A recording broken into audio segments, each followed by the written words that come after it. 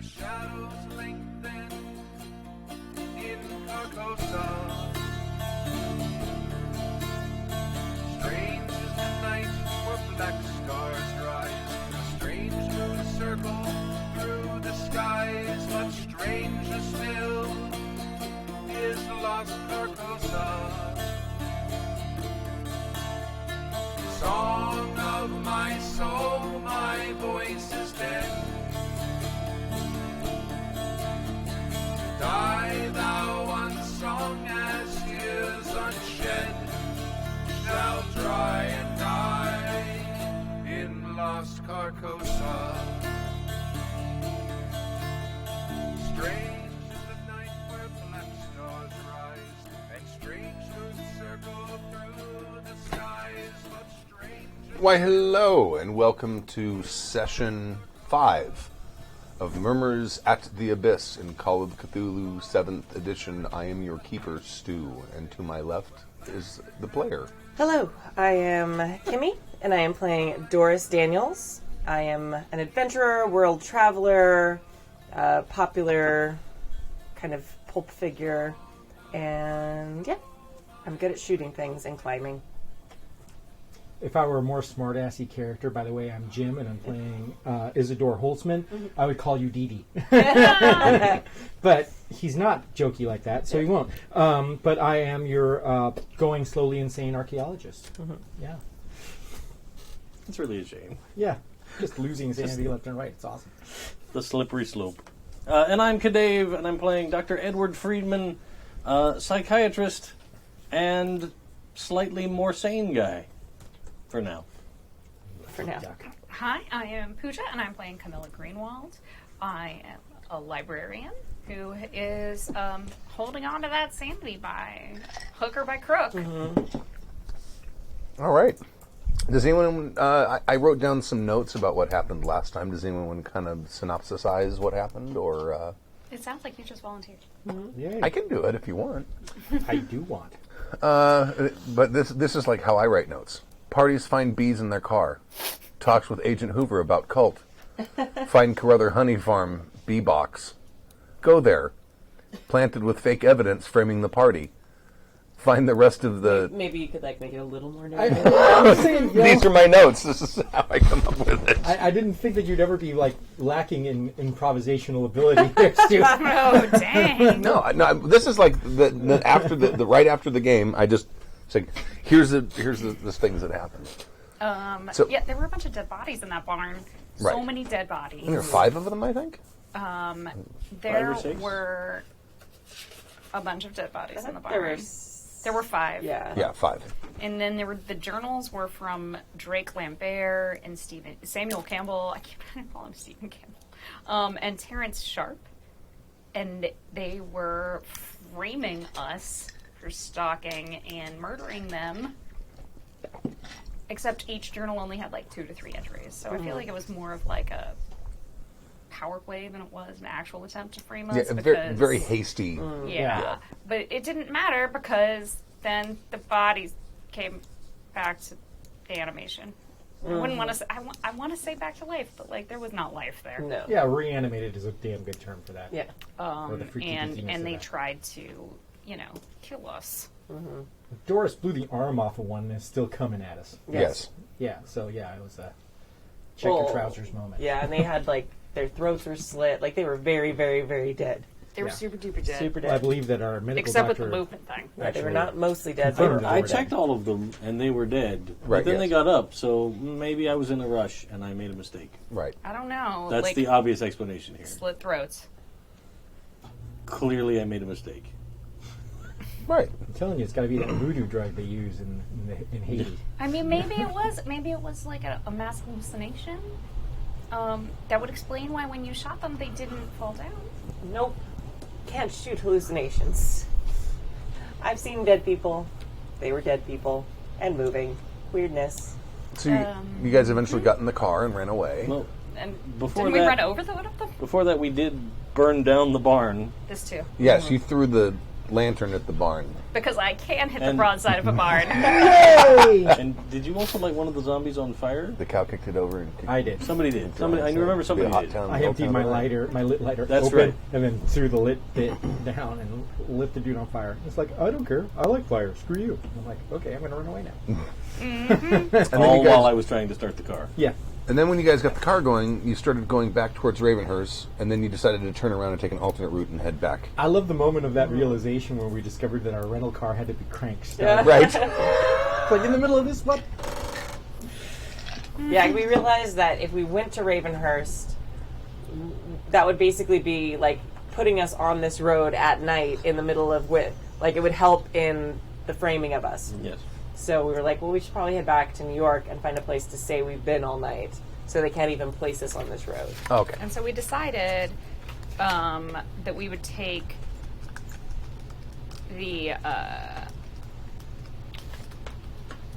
refuge in the at the time we said the Cotton Club, but then upon further research, the Sugarcane Club, Yes.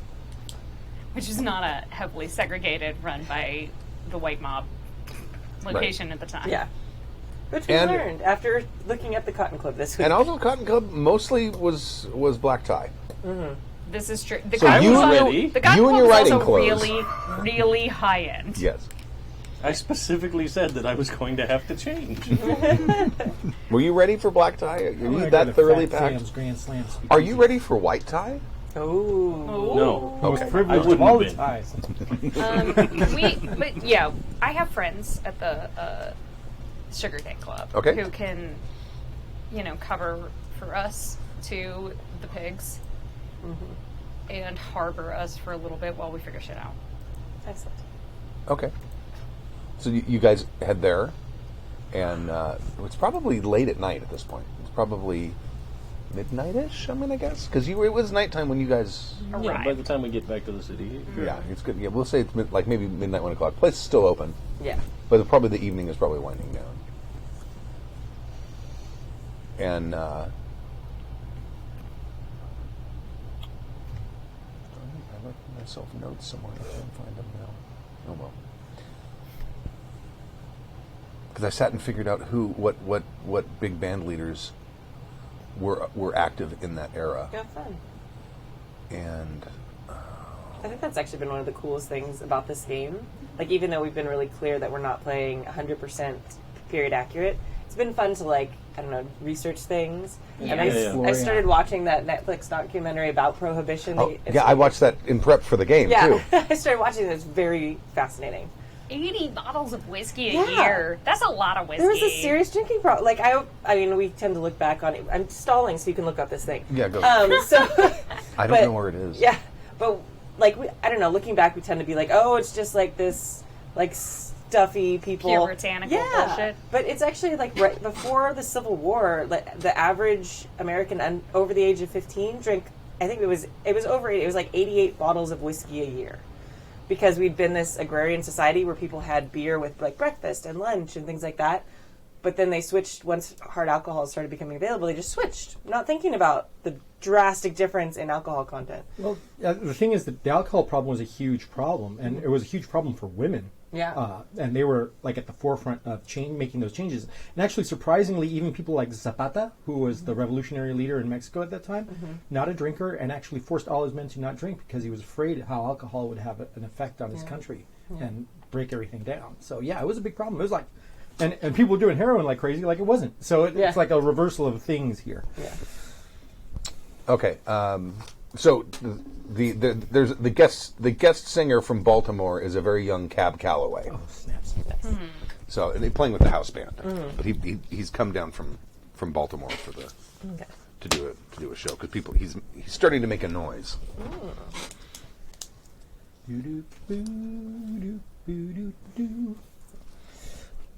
All right. I think I really loved his Minnie the Moocher. Yeah, Minnie. It's really good. Wasn't he in Blues Brothers? Wasn't he Cat? Yeah, he did sing in Blues Brothers. Yeah, that was You're right. that was him. That was one of his last things that he did. Amazing. All right. So you know someone here? I do. Okay. I have a couple of friends here because this is my I spent a good number of nights here while I was getting through my librarian training. Made a few extra dollars Okay. All right. working as Cigars, cigarettes. working to help maintain their books. Okay. Excellent. So you come here. You're basically coming here to hide, take refuge, I assume. So you Regroup, clean up a little. give me the name of one of the people that you know here, like who would see you and go, "Oh, hey, it's you." Or you want me to just come up with a name? Yes. Okay. For those who are watching this on audio, her face is just fantastic. Don't make me do this. Give me the name of somebody. Would you like me to just do Name it? of someone. 20 Yes. 20 minutes later. I've come up with a name. Sophia Edwards.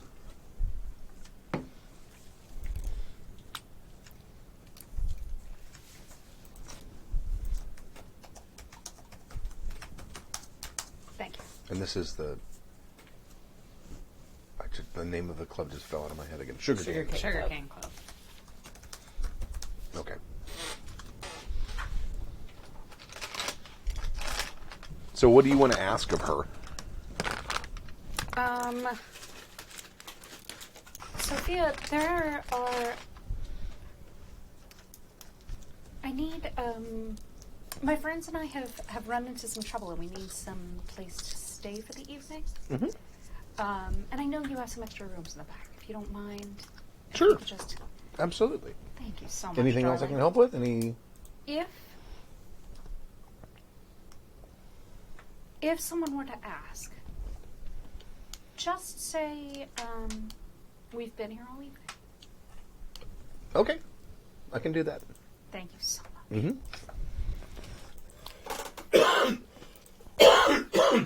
So she's got a couple rooms in the back where people who are coming to perform and need to stay overnight because they don't want to, Sure. Yeah. I'm just saying, I'd like to dodge that arson. Possible murder case. Yeah, the multiple murder. Trying to dodge a arson. case. Yeah. Now, how did you leave for the people at the garage to give you word when your car was finished?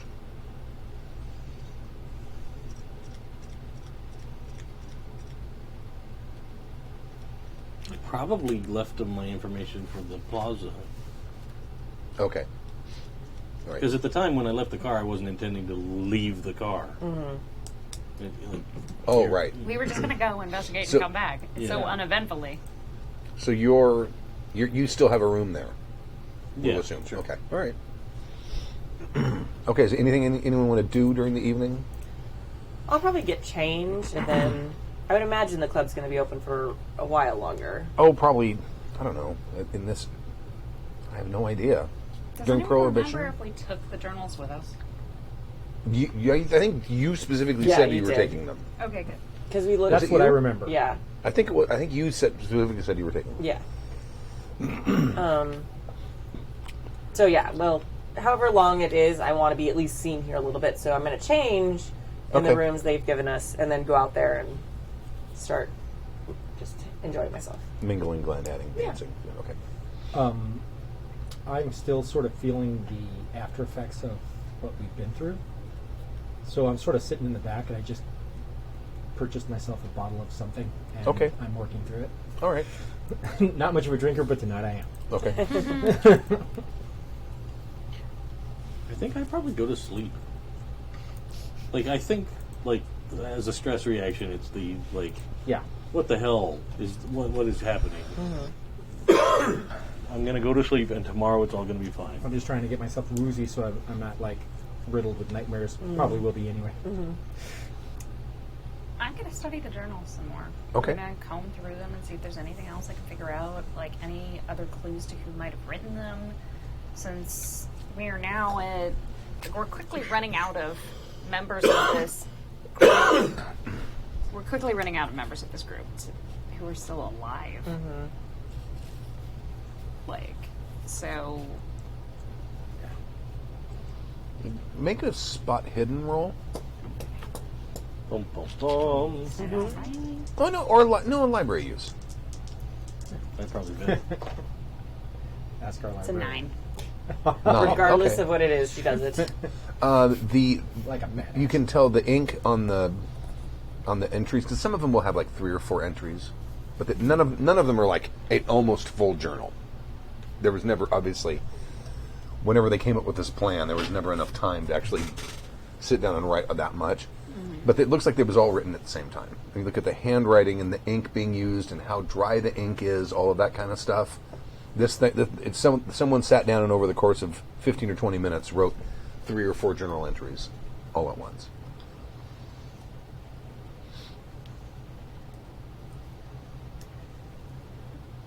So they were all written at the same time Mm-hmm. and in some haste.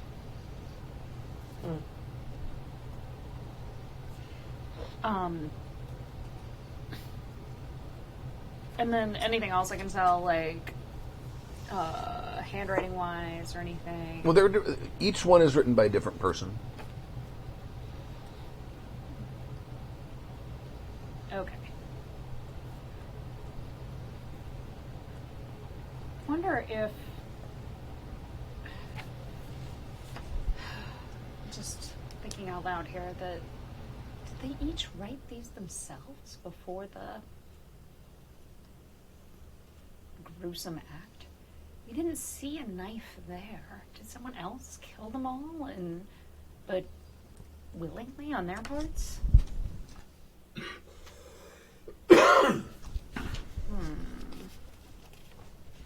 We have... Okay, so this was Samuel Campbell, Terrence Sharp, and Drake Lambert. So, Abigail Amherst is dead, Samuel Campbell is dead, Terrence Sharp is dead, Drake Lambert is dead. So that leaves us Graham Stone, Mary Duncan, Pierce Murray. But one of those people was most likely, either Pierce Murray or Graham Stone was most likely the body that we found stretched across the river. You've got, yeah, you have one person that was stretched over the river. You have one person. Well, you have Hector Barajas, who was found in New York with yellow fever. But Hector Dead. Barajas Was not part was of the not seven. part He of the wasn't on the party. list of 7. Right. He was not part of the party of 7. He, but Abigail Amherst, we found someone's hand, but there was no indication that that person was actually dead. But I specifically asked if any of the bodies in the barn had one hand And missing, they- and they didn't. Correct. So, but the body stretched across the river could have been either Pierce Murray or Graham Stone. And then either Pierce Murray or Graham Stone, depending on which one of them was the body stretched across the river, is missing a hand. Maybe. Possibly, unless they used someone else. But 7 people went down there and 7 people came back. So Not only that, but we've already seen that they have no problem sacrificing members of their own. So it'd be logical to assume that the hand. and then we don't know anything about Mary Duncan except that she doesn't live in Manhattan. Nothing. I'm deeply disturbed. And we'll stay up to wee hours pondering this. I'll stumble back in whenever Okay. the club is closed. Yeah. Probably, I would have mentioned 2 or 3 or something Okay. like that. Fine. I mean, the reason clubs close at 2 o'clock here is because you're not allowed to serve alcohol after 2 o'clock here. But if you don't have to, if you're not serving any alcohol, I have no idea. So Shrug. maybe out of habit, they close at 2. Well, didn't clubs close at like 4 back then? I mean, No idea. I have or no, am I It's a just city bringing that my never New Orleans sleeps, and everything? Yeah. I have no idea. We'll split the difference. It'll be 3 a.m. 3 a.m. the place shuts down. Okay. So, coming in. Are you still working on that? I can't let it go. I mean, now, despite the fact that we don't believe that we didn't go out searching for this, we're now in it. And we're in it enough that they wanted to frame us for murder. Well, they got some secrets that they want to keep, that's for sure. So, though I must say, this latest atrocity, they're quickly running out of members. Well, they're running out of members that we know of. There's who knows how many. I mean, And that's its own disturbing thought. we're just basing it off that one group that was stayed at that hotel. But we haven't seen any evidence of other names. Nothing else has come up yet. Maybe What? there'll be something from... Abigail's beau. I mean, True. he was here, and he wasn't part of that 7 originally, So so... was he just a victim of a test case as they were perfecting their methods? I don't know.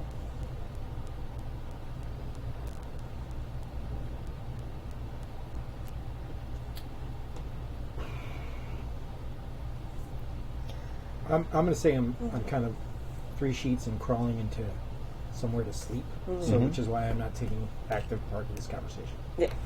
Well, technically, I think we're in different rooms. Yeah. Did the, ladies Yeah. split off to the men split off? Absolutely. But Doris, as much as I'm disturbed by all this, I'm a little intrigued as well. How are they doing all this?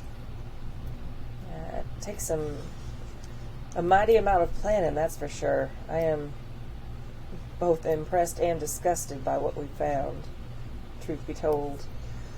It takes a great deal of knowledge of many strange things. I'm starting to wonder if we should start looking at these, instead of looking at these people, most of whom are now dead, we should start looking a bit around them. Like maybe following up with this beau of hers or other people in their lives to see if there are more people who may not be dead yet who might know something about it. Or seeing if there's someone who was in the group and defected or left, or seeing if we can find someone they tried to recruit at one point and turn them down. I don't know. It might be our best chance of getting answers. I've seen... Someone must have known them. Someone must have been close to them before or during all of this trial and error. You're right. Yeah. And I think our best chance for information is going to find someone who was never deep into this group. I mean, especially after what we've seen, they're willing to die for this cause. If we find someone who's in as deep as these people were, they probably won't talk to us anyway. True. Well, thank you. That does reassure me. Having a plan is comforting somehow, even if nebulous. Indeed. Now I am going to get some sleep. Okay. Crawl to bed. Next morning?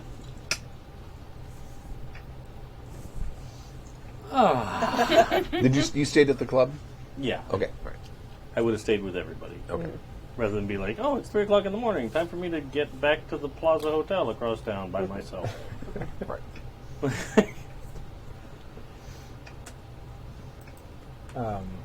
Yeah, I just I crawl out, very unhappy, and I try to wash up and make myself presentable. And when I do come out to the rest of the group, I look a little sheepish at being this hungover. Are you quite all right, Doctor? In an attempt to calm my agitated nerves, I believe I imbibed too greatly, seeing as to I am completely unaccustomed to it. I think that I have negative after effects, but some water and some time will do me well. Might want to try a little bit of hair of the dog, too. Never hurt nobody. Thought of it makes me nauseous. I've probably got something for that. I'm willing to take the good doctor's recommendation because right now I feel like murder. Let's see what I have. It's, Okay. it's probably alcohol. No, it's just like It's probably here, something with cocaine in it. Yeah. Have this Have some laudanum. laudanum, yeah. Oh. I seem to have forgotten that I left my medical bag in the car. What did you? How bad did you roll? 84. Oh, not that bad. That's fine. That's fine. Just me sitting there with a pitcher of water, just sort of rubbing my temples. I think I'm actually going to change into like an outfit that I would have gone out to a club last night in. Okay. And I'm probably going to borrow some of your bottle of whatever alcohol you chose and splash a little Okay. on myself. Mm-hmm. So that when I return to the hotel, it looks like I just had an evening. Oh, Right. there you go. I feel Way to like maintain the splashing narrative. yourself with booze is so Just extra. It that, makes me that so little thumb over the happy. bottle, just Just a little ode to alcohol. Air. that's what cologne Just a little mostly is spritz. anyway. Yeah. Doris doesn't need to do that this morning. Right. She came by hers honestly. Oh yeah. If you hung out there, you smell like cigarettes and booze. Yeah. Can I make an occult test to find establishments that cater to people, like bookstores or curiosity stores that cater to people that do this kind of stuff? Maybe listing some names, you might be able to find some leads. That's a good idea. Yeah. 28. So yeah, that's a total Oh, yes. yeah. My occult is 55. So Excellent. Okay. and I already have a check mark next to it. Dang it. Don't forget to do that, guys, when you make a successful test. Make sure you I know. check the box. Yeah, I keep looking and like, how am I going to work that skill in? Yeah, I know. Like, That is the thing about the system is you have a little people going, I'm just going to throw a knife at him. Why? Because. Oh, okay. Reasons. Reasons. Metagaming reasons. Okay. Now you recall, not actually very far away from the part of town where Abigail Amherst's apartment was, there is a bookstore called Morgan's Rare Books, which has an occult section that's fairly extensive. I tell you about this. Morgan's Rare. Morgan's Rare Books. It is, by all intents and purposes, a normal bookstore, but their occult section is very well stocked, especially for this part of the country. Much of this stuff hasn't really reached the New World, I would think. I mean, it is.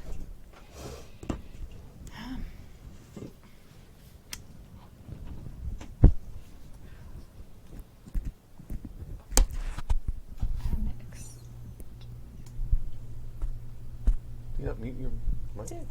Yeah, but I can hear all of it. I know. yeah. Wow. That is an interesting lead. It might be worth following up on, especially with the well, we know the symbol, and possibly they'll have seen some other people come in with the symbol themselves. Do you know anyone there, or Would I know somebody there? Or How at least good by was your roll? reputation? I mean, I made it by 50%. Oh, Under. sure. Yeah. Yeah, you know the owner, Yeah, I know the owner. David Morgan. David Morgan, whom I have conducted some business purchasing some books for the library at the university. and every edition is quite appreciated. My dear, there is very little I believe in more than the power of books. Have you ever considered going into graduate work? It's a thought. My choices had been rather limited. Maybe if you had a sponsor amongst the faculty that I would hate. Your mind is quite sharp, and I believe that it could be put to greater use, although you are a fine librarian, and I do not disregard that in any way. I'm just saying, I would love to have a research fellow of your caliber in my department. Oh, you're too kind, Isadore. But I make sure that the rest of the group knows of that too. and I can go over there and just with that list of names and maybe some descriptions, maybe description of the sign. Maybe they frequented that place, and we might be able to find out some other known associates that they might have. Yeah. And that plays right into what Doris suggested to me yesterday.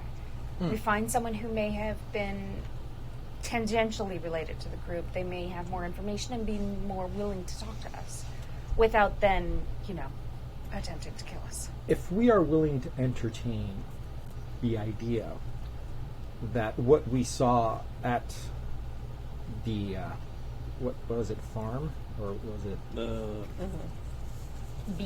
Beekeeping place? at Carruthers Honey Carruthers Farm. was indeed actually what we saw, and there may be something happening here that may be beyond our ability to explain through science.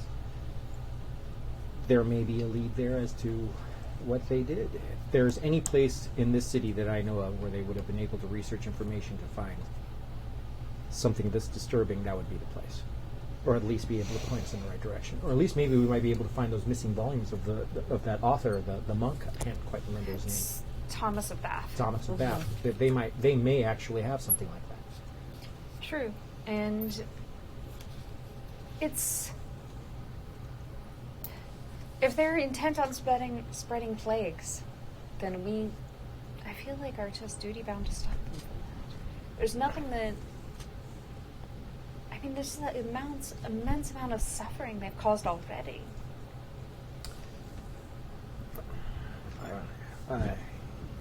It just can't be allowed to stand.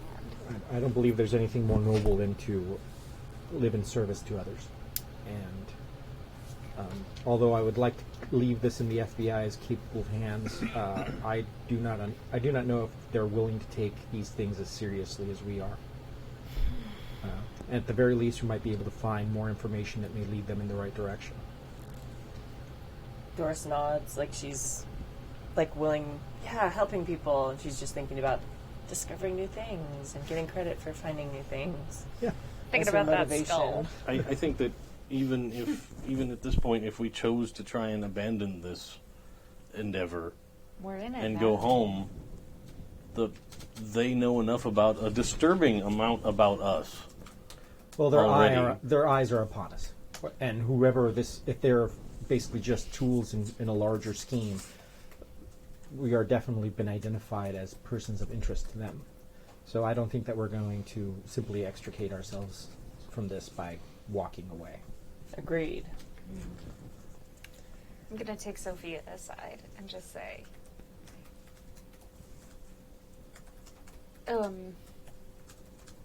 there are some, I don't know quite how, but we seem to have gotten caught up in some strange business.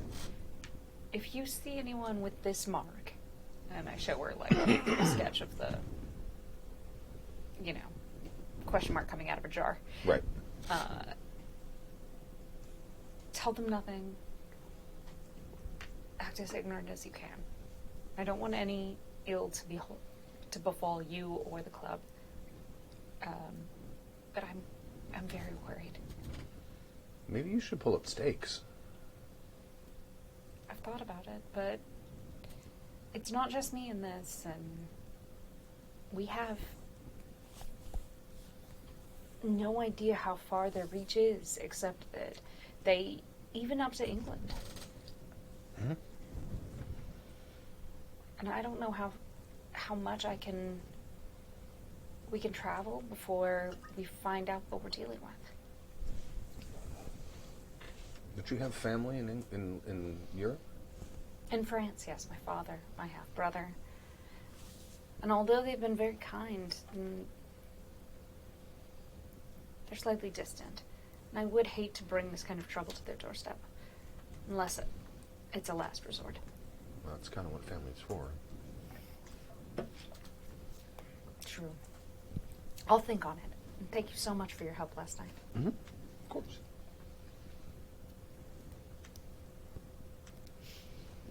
I think if you're going to investigate this rare book angle, I think I'm going to see about figuring out if there's any information about the fire at the Yonkers Asylum that started the whole Robert Trask journeying up to Ravenhearse. and Right, that was all of in, like, 1912. Yeah, So you're like a going decade to ago. go to, like, an archives, go to the library or something like that, and go to the archives. Right, yeah. Or a newspaper morgue. I am going to want to clean up and get into a fresh set of clothes before going there, because I don't want to smell like a bar walking into a bookstore. Okay. He's very embarrassed. He's just so embarrassed. Okay. So you guys are, who's heading where? Do you mind if I use your hotel room to freshen up a bit? I just No, need absolutely. bits That's of where air. I'm headed next. Okay, then I will go over with him to the hotel. I'm gonna freshen up at the club. Okay.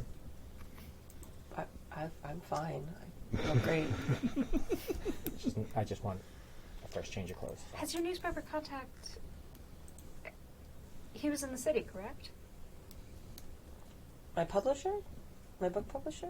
I thought you had spoken to a journalist about your find. Oh, yes, Am I did. Incorrect? No, I had. Yes, he would be in the city, I suppose. I wonder if he's heard of any of these strange goings on. Maybe he would have some information as well. I mean, I'm reaching now, but Might be possible. Reaching out to the press is not a terrible idea. I feel like we should perhaps not be alone right now, though. So if we pair off and we visit the bookstore, and you wanted to research the Asylum fire. the asylum. though you could.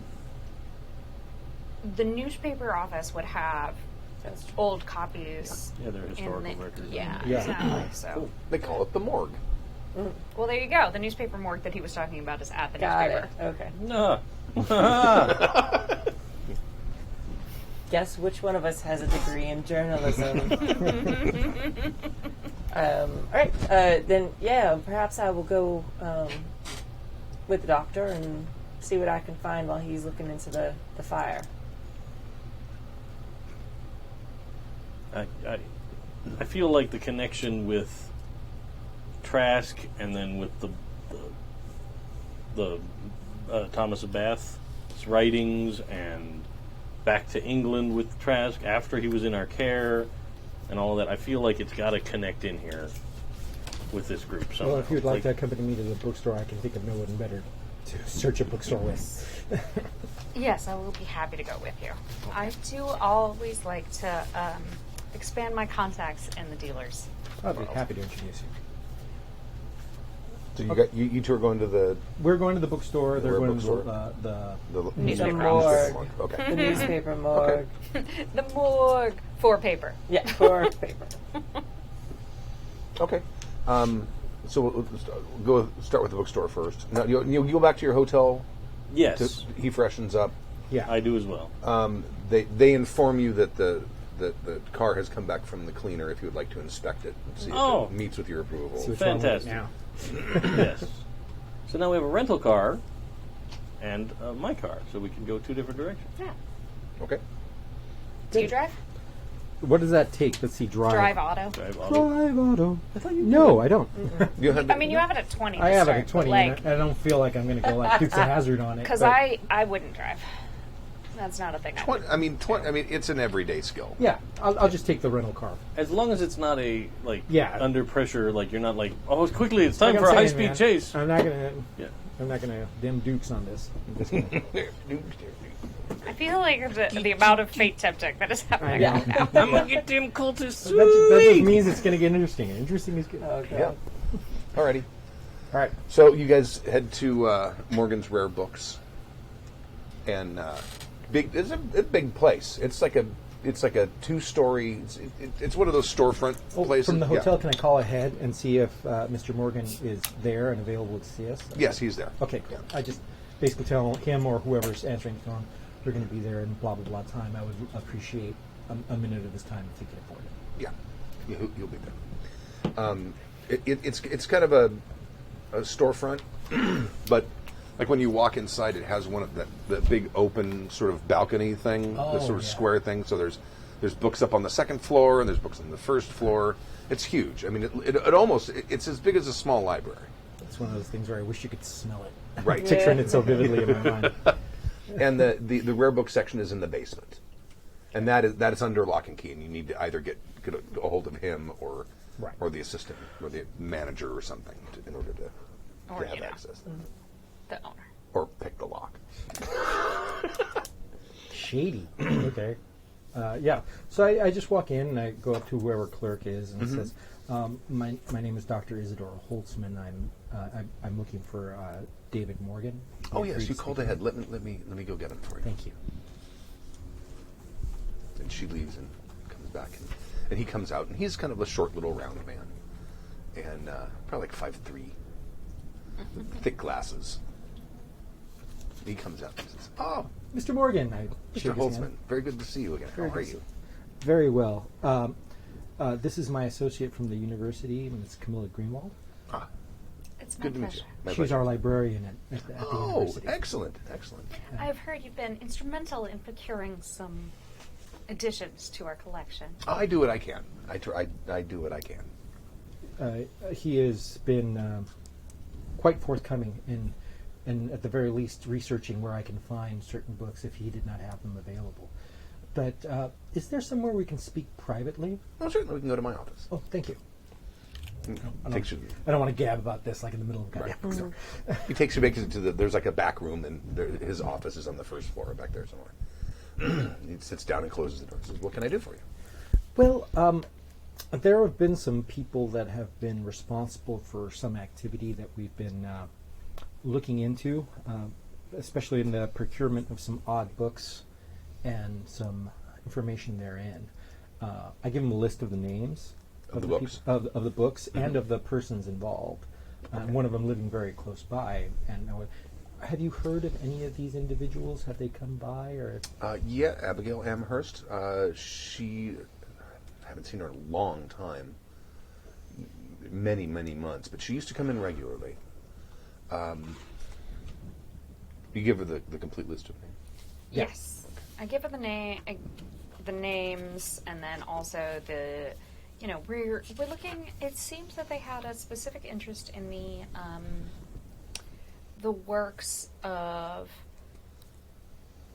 Arthur Adden Edwards and, Thomas of Bath. Oh, Ancient religions. I do have one work by Arthur Adden Edwards, and it is a transcription of one of the Father Thomas of Bath's manuscripts, some sort of like a pagan prayer book of some sort. Oh, my dear. Because I don't know if you know much about Thomas of Bath. He was a priest, and apparently decided to begin dabbling in some other sort of religion, and actually drew some of his flock astray. And of course, when the church found out about it, he was excommunicated. But he wrote quite extensively. I don't have any of his original writings; those are very dear. But I do have some transcriptions, and there is basically a brief study of one of his prayer books that Edwards wrote. Would it be possible for us to examine that? Well, certainly, of course. It's in the rare books or the. Oh, of course.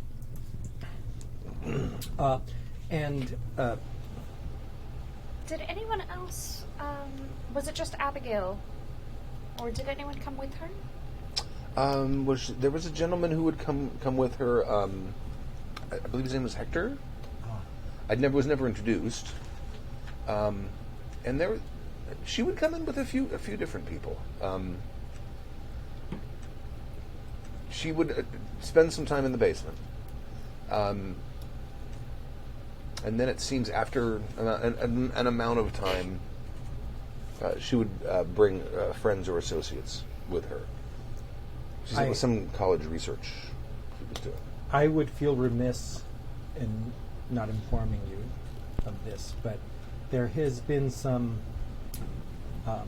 rather disturbing behavior and some violent behavior that has been exhibited by, I'm sorry to say, the former Miss Abigail, who is now passed. Oh my. Her associates do not seem to be savory characters. I would encourage you, since you are in possession of something that they most likely find valuable, to be aware and perhaps take extra precautions to secure the safety of your books and of yourself. Oh my. We have informed the FBI of these things, but we're doing some of our own research. I just do not want to see this place or yourself or anyone that works for you getting hurt because of this. Being wary is key to that. I appreciate that. Now, if we could please examine the book, I would greatly appreciate it. Time does seem to be of the essence. Certainly. He takes you downstairs, and there's a table, and basically all the bookshelves are sort of behind like these steel wire racks, or not racks, but cages, basically. And he goes over and a big ring of keys, and he opens one of them up.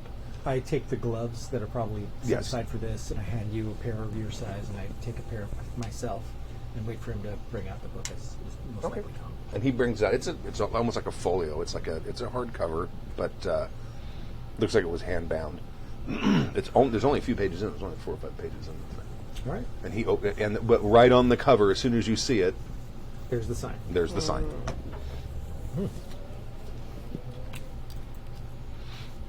The mysterious pottery. And it is there's a caption inside that says the cover illustration is referred to by the Thomas of Bath cult as the yellow sign. Now you have a name for it. You can call it The yellow sign. If I didn't give you guys that last week. Yeah. I think we discussed it. Okay. No, I brain farted and didn't remember it last time. No, I know this. Why am I? Okay, so we start examining the book. Okay, you're both reading it? Mm-hmm. Yeah, we'll just go over it. Okay. I want to ask him some more questions, actually. Okay. I'm assuming he's staying Let me down take here a first with pass us. over the book. You can ask him some questions, then you can come back and take a second pass, because more sets of eyes on this is probably best. Makes sense. Okay. So yeah, I just want to ask him some more questions about these people who came in. Was he introduced to any of them? Did he recognize any of them? Did they buy anything else? Just not necessarily hardcore interrogating, but just friendly conversation while Isadore does all the difficult work. Right. He tells you that he was introduced to a few of these people because he was on fairly friendly terms with Abigail Amherst, but sadly he does not remember any of their names. He can kind of sort of give you physical descriptions, which seem to kind of piece together with some of the people that you know of who lived in New York. Okay. And then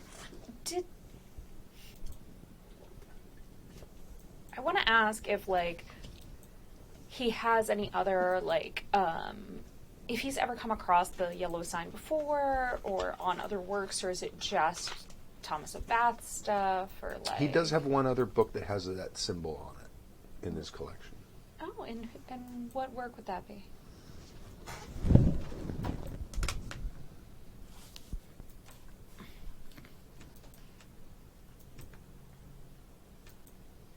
Stu is looking through his notes. The manuscript of Omar Abkamil. Oh, Jesus. In him.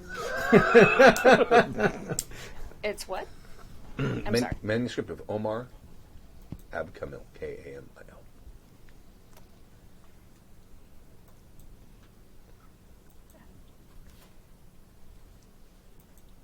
Omar. Okay.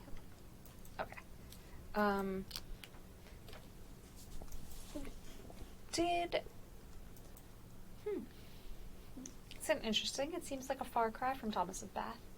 Oh, yes. Yeah, it's quite a coincidence that they both used a similar sort of symbol in their religious rituals.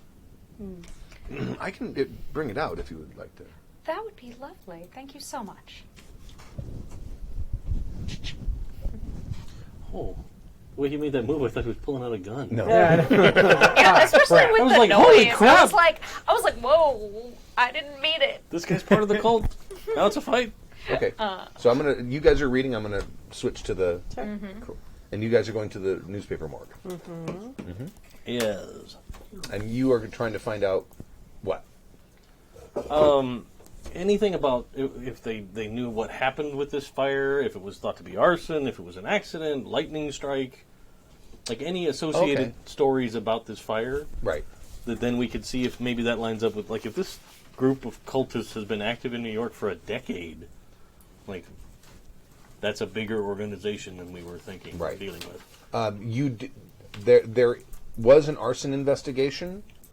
It was determined that the fire was caused by a third party. It wasn't like an inmate lighting his mattress on fire or something like that. Okay. It was someone externally. Case remained unsolved.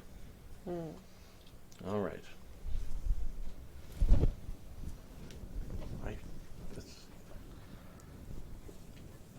This whole situation is unnerving for many reasons, but the fact that this group of people would be operating for a decade in and around New York, and there's no other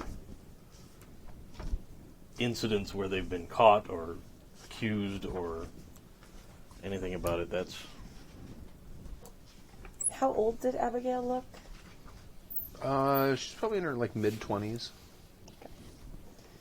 Just refreshing. Yes, and, well, the fact that they've been around for that long and some of their members would be very young children seems... Right. There's got to be some older... Yes, it seems to absolutely confirm that there must be more of these people, which we suspected, but had no real evidence of until now. But I sincerely doubt most 10-year-olds go around starting... fires at asylums. Indeed. That's not... Or cults of some type. Well, I think the next thing I could possibly do down this path of inquiry would be to prepare a wire message Okay. to send off to England to see about the fate of this Robert Trask and what happened to him there when he returned. Who do you want to write to? The hospital that that he was the nurse worked for. Yeah, maybe Abigail Northrop. Okay. All right. And while we're there, I'm going to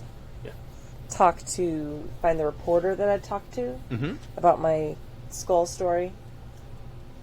Okay. All right. Because I've done the photo op and given them the pictures and stuff like that. All right. I don't think we never gave them a name. We just called them reporter, I think. I'll find a name for him. Right. Okay. Luke Allen. All right. It's a good reporter name. And he's furiously typing, sitting at his desk typing. All right. Hello, Luke. Oh, yes, yeah. Yes. Doris. Yes. Right. Yes. How's the story going?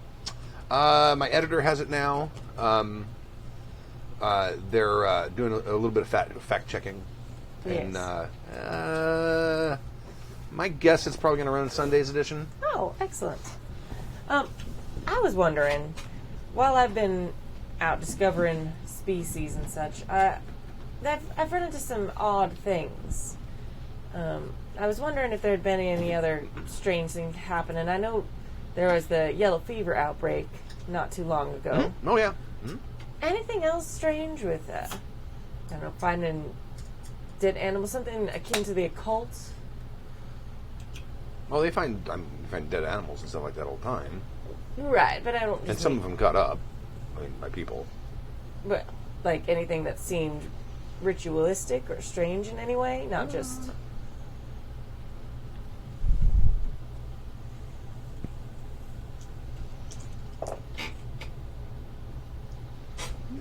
Nothing's really coming to mind, but I can do a little digging and see if because I'm not really on the crime desk. Right, of course. Yes, it seems that there's a few disturbed individuals who have taken some objection with my discoveries recently. Some sort of strange belief system they have. I'm not quite sure how it works, but yeah, if you could find anything out, if there's maybe more of them, that would be helpful for me to know for my own safety. Certainly, of course. Thank you. No, we did have a. I was talking to one of the boys in the pool, and he said that. I can't remember the name of the town. A little town north of here. They found the owner of a bee farm in a well. Oh. And he'd been cut up with some symbols. Some symbols. Yeah, they said that there was someone had carved something into him. Oh, how dreadful. Do you know what symbol it was? I don't know. You'd have to talk to him. I think he's headed out there right now. Oh, all right. What was his name?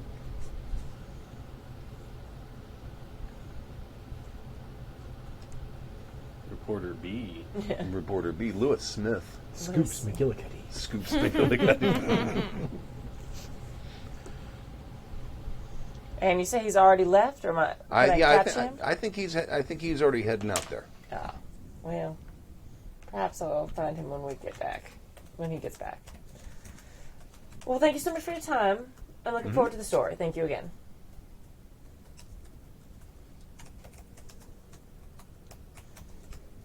Okay, so back to the. Go ahead. I was just going to relay the information to Dave. Yeah. Okay. So back to the rare bookstore. I'm trying to remember exactly how to do this because I think I only read through it once. Ooh, exciting. Yeah, I know. He mentioned the thing, and I'm like, I'm going to lose some more sanity. This is going to be fun. Yeah. This is going to be great. Yeah. Pursuits do. I mean, you'll find some wonderful ancient secrets. Yeah. See, there is a very specific chapter in here on reading the books and how it's not in the chapter on the book, so that's where I would have put it if I was going to do it. If I was organizing this. Yes. Oh, rule books. I know. Oh, but that's how you get the mythos skill, right? It's the only way to get the mythos skill. I want it, and I have to pay a hefty price, but I want it. Here we go.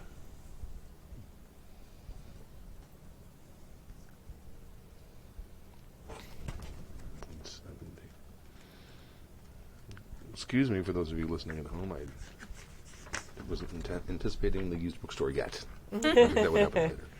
Okay. We're too on point. Yeah. All right. You give us 2 weeks to think what we're going to do next. So. Right. I got 2 weeks. Figure out how I'm going to ruin Stu's game.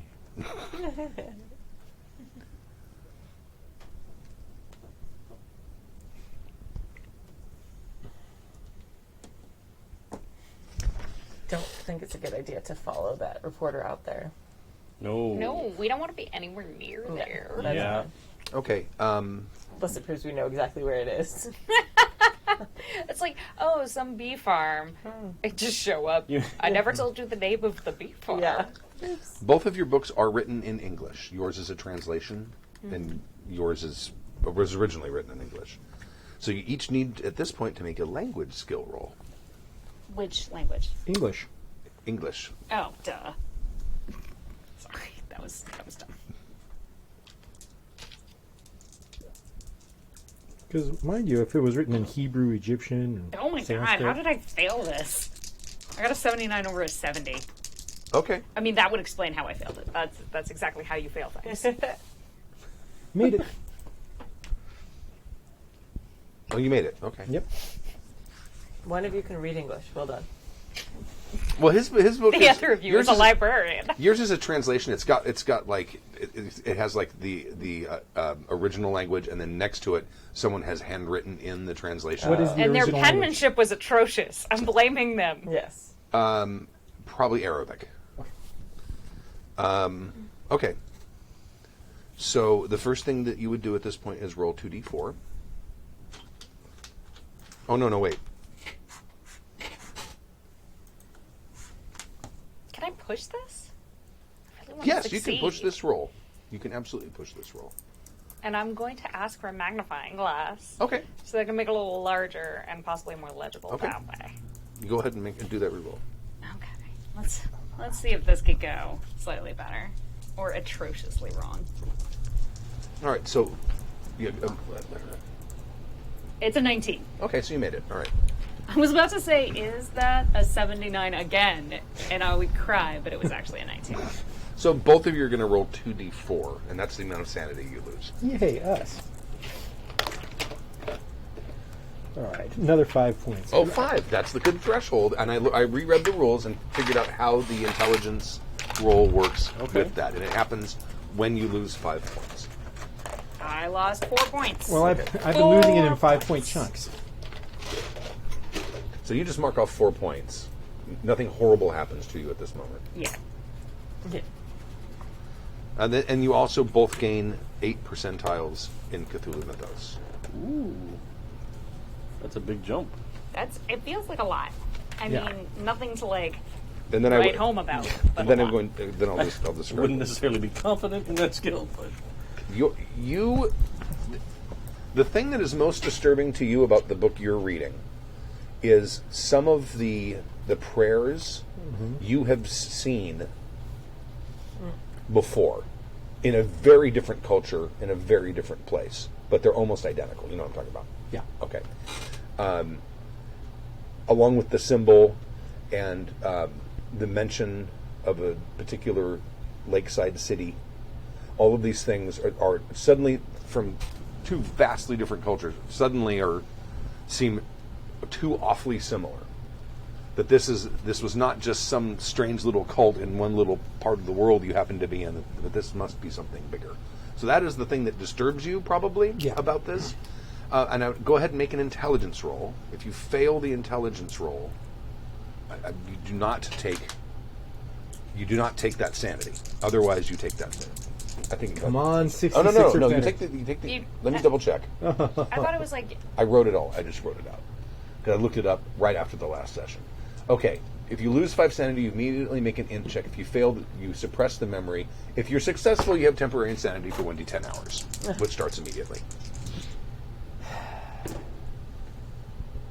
That is a 79. I did not make it. Okay. yay, not temporarily insane. What a crazy coincidence it is that these two cults are. Well, you know what? In world culture, sometimes this happens in anthropology. Right. But you are disturbed, and you Yeah. did take the 5-point sanity yeah. hit. But you're not suffering temporary insanity. You are not either, because you only took 4 points rather than. Now your book describes someone who was captured. Let me find it real quick.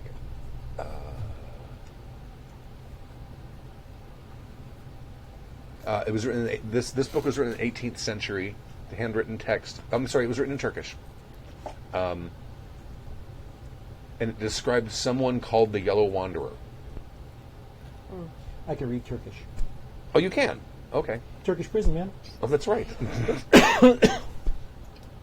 It describes a dream where the author is swimming in a lake, and he can see that there's a city in the distance, and that there's a fog bank, clouds, moving around.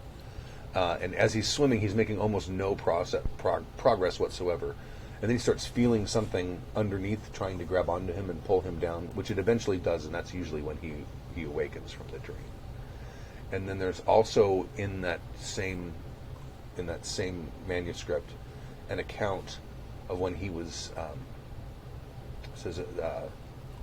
he was captured and held prisoner by a cult. And it says, I'll just forward this to you, but I'll read it briefly. They were all gathered there, the guards and their leaders, dressed in ceremonial attire of all kind I had never before witnessed. The prisoner was made to kneel before the head of the group, whereupon he plunged a dagger into his chest, very likely piercing his heart.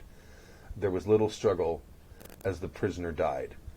Then the ritual properly began, first with low chanting by the headman. Some was in Old Arabic, but the rest was in a dark guttural language with which I was not familiar. I have written it phonetically as best I could.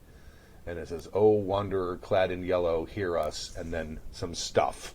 like something that is not a recognizable language. Then the chanting continues, speeding to a fevered pitch. From my vantage point, I could vaguely make out the lake upon which this village had been built. Evening fog was gathering on the surface of the water, and a gentle breeze pushed the mist toward the dark ritual. Their chanting continued even faster. Beyond the dark lake, I saw the silhouette of a city, but I know there had been no such thing beyond the lake, as I had spent much time watching, as this was the only part of the world I could see from my cell walls. As I studied the city, I vaguely noticed that the fog was gone, nearly dissipated. I stood in horror as the prisoner, a man I knew to be dead, as I witnessed the dagger plunge into his chest, now stood upright, eyes open. His chest heaved as he struggled to breathe, as small remnants of blood continued to pulse from the open wound.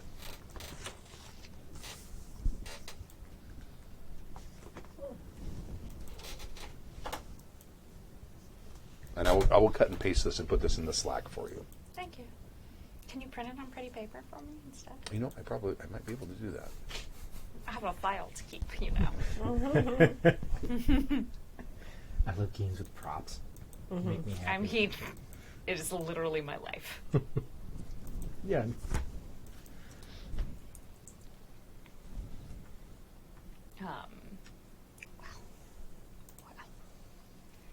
You wouldn't take a sanity hit from that because you basically have already read that Yeah.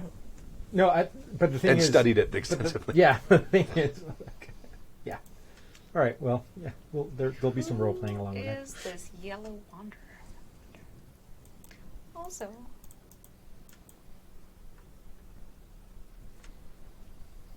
quite shaken.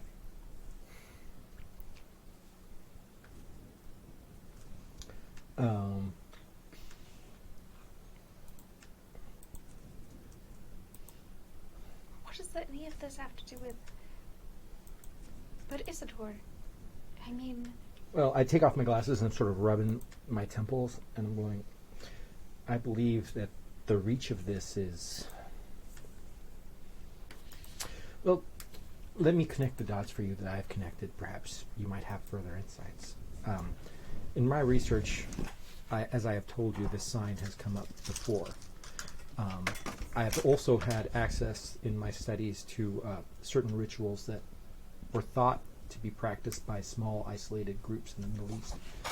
Very strange and very dark sort of rituals involving sacrifice and so on. The rituals detailed here seem to appear in several parts of the world, but are identical. So one would surmise, because of the level of exactness, that this comes from a culture or a belief system that predates that of modern civilization and is more ancient and comes from a time where humanity was more homogeneous, or maybe during the times of Mesopotamia, who knows, maybe even further than that. So it leads. So you're saying that the prayers here, the rituals that Thomas of Bath detailed out in his works, are the same as the ones that of these cultists that you studied in the Middle East? And I point out the exact ones, and like almost verbatim from my recollections of my studies. The rituals and the steps within are identical. And you can see that there is some sophistication to these rituals, and just happenstance in that exactness would be very difficult to believe. This work of Omar Abkhil, it describes, though not in such detail and from an outsider's perspective, the ritual of a cult next to a lake. Is that one of these rituals that's detailed in your works? When you say the lake, he sort of blanches a little bit, and he goes, do you mind if I examine the passages about the lake? And I'll look at the book, and I'm trying to basically match up my own nightmares to what's been going on in that book. I'll just point out, Well, it's twice. It's the dream and then the cult that prays to the Yellow Wanderer. But in both cases, there's a city across the lake. And he'll just mutter Carcosa when she mentions the city by the lake. I don't know if you know this about me, but during the war, I was incarcerated by the Ottoman Turks and spent pretty much the entire duration of that conflict in prison in Turkey. During that time there, apparently a previous inhabitant of my cell had written copious amounts of notes and drawings all over the walls and ceiling of this place. There was mention of something very similar to this. A lake, a mist, and a city that was beyond human geometry sitting on the shore of this. Since my time there, I have been haunted by nightmares of this place on a weekly basis. In your nightmares, were you swimming in the lake? I was swimming in the lake and something attempted to pull me down. And as I was struggling, I saw creatures flying through the sky that match a description of something whose skull we have discovered. Your dream is here in this 18th century text. My dream is there in this 18th century text, and the alarming amount of detail and the vivid nature of this dream to me is enough to chill me to the very core. Could it be that the mad ramblings that I saw on that prison wall are somehow connected to this? It seems more and more likely. Do you know anything about the person who was in the cell before you? Honestly, no. I was, of course, not in a position to make any demands as far as information. I barely fled the place with my life.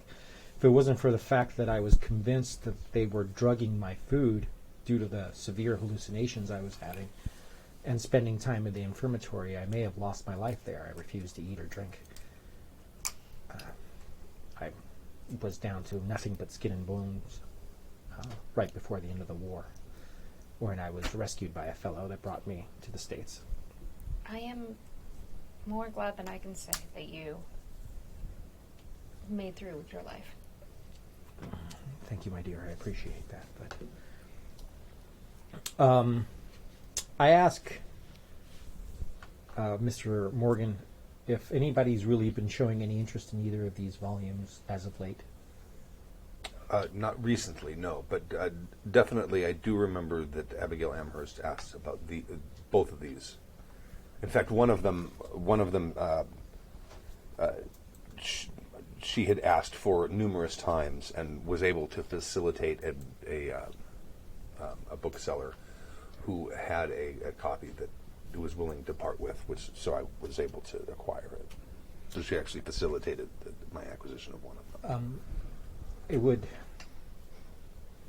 be very helpful to us if you could perhaps supply us with a list of those who would be likely to supply you with books of this kind, so that we may also contact them and make sure that they don't know anything about the current situation. And if there's anyone else who comes in inquiring after works with the Yellow Sign. I leave him my calling card. Okay. And I would appreciate you, and of course there would be some recompense for you. But I'm assuming that the purchase of these books is probably far beyond our ability to...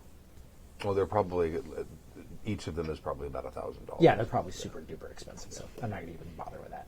Okay. Now, the tome that you read, one of the things in it, because I said it was basically a prayer book. Right. The last prayer in it, and you might want to note this, was...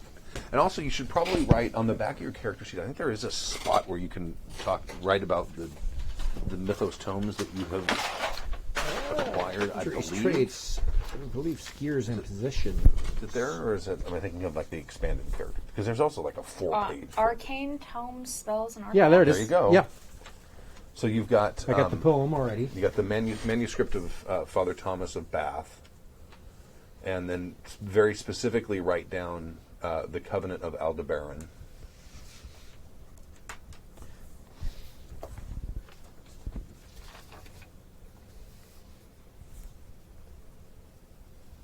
Okay. And that seems to be something to commune with the king clad in yellow. The Covenant of Aldebaran. Mm-hmm. And what was the other one? So did you like what I put in The your what badge of icon? St. Thomas of Bath? The manuscript of Father Thomas of Bath, not Saint. My bad. Pretty much polar opposite of Saint. Yeah. I'm just saying it's all the same to me. Right. It was a saint. I'm sure there was a St. Thomas. There's been a couple St. Thomases. Probably about 8 of them. Like Aquinas. Oh, there you go, yeah. A fairly common one to talk about. You know, the one everybody knows. Right. Is that the one with the squirrels? With Yeah, he birds chased or the whatever? squirrels out of Ireland. No, that was the North American gray squirrel that chased the Irish red squirrel out. Sorry. Okay. So, so you got are you ignorant. you guys are going to meet up at some point? Or, Yeah. Okay. Yeah. Return to the hotel and Yeah, I feel All like right. we probably just like, hey, when you're done, come back here. So how long ago did they find the farmer's or the beekeeper's body? They told you that they got this morning. Yeah. He didn't know much. He knew there was a fire, and sometime in the morning, he got a tip from a local police officer that they'd found a body in a well. Yeah. And it had been all carved up with weird symbols. Okay. that would make sense. Like if our FBI agent friend had gone out there or sent someone out there to investigate this morning. Mm-hmm. Well, also the fire probably triggered some people Eventually showing drew up. attention, yeah. Yeah. Okay. So you guys are in the At the hotel. at the hotel in the lounge or somewhere. I suppose. Mm-hmm. So I'll send off that telegram. Okay. What are you basically telling him? It's just asking, like, you know, I'm compiling some research to write a paper about delusional disorders, and I'm very curious to find out what became of Mr. Trask, and if he's still with us, and what, you know, Okay. if any progress has been made with his treatment, and anything like that. Okay. Then send that off to the nurse. Alrighty. Whoosh.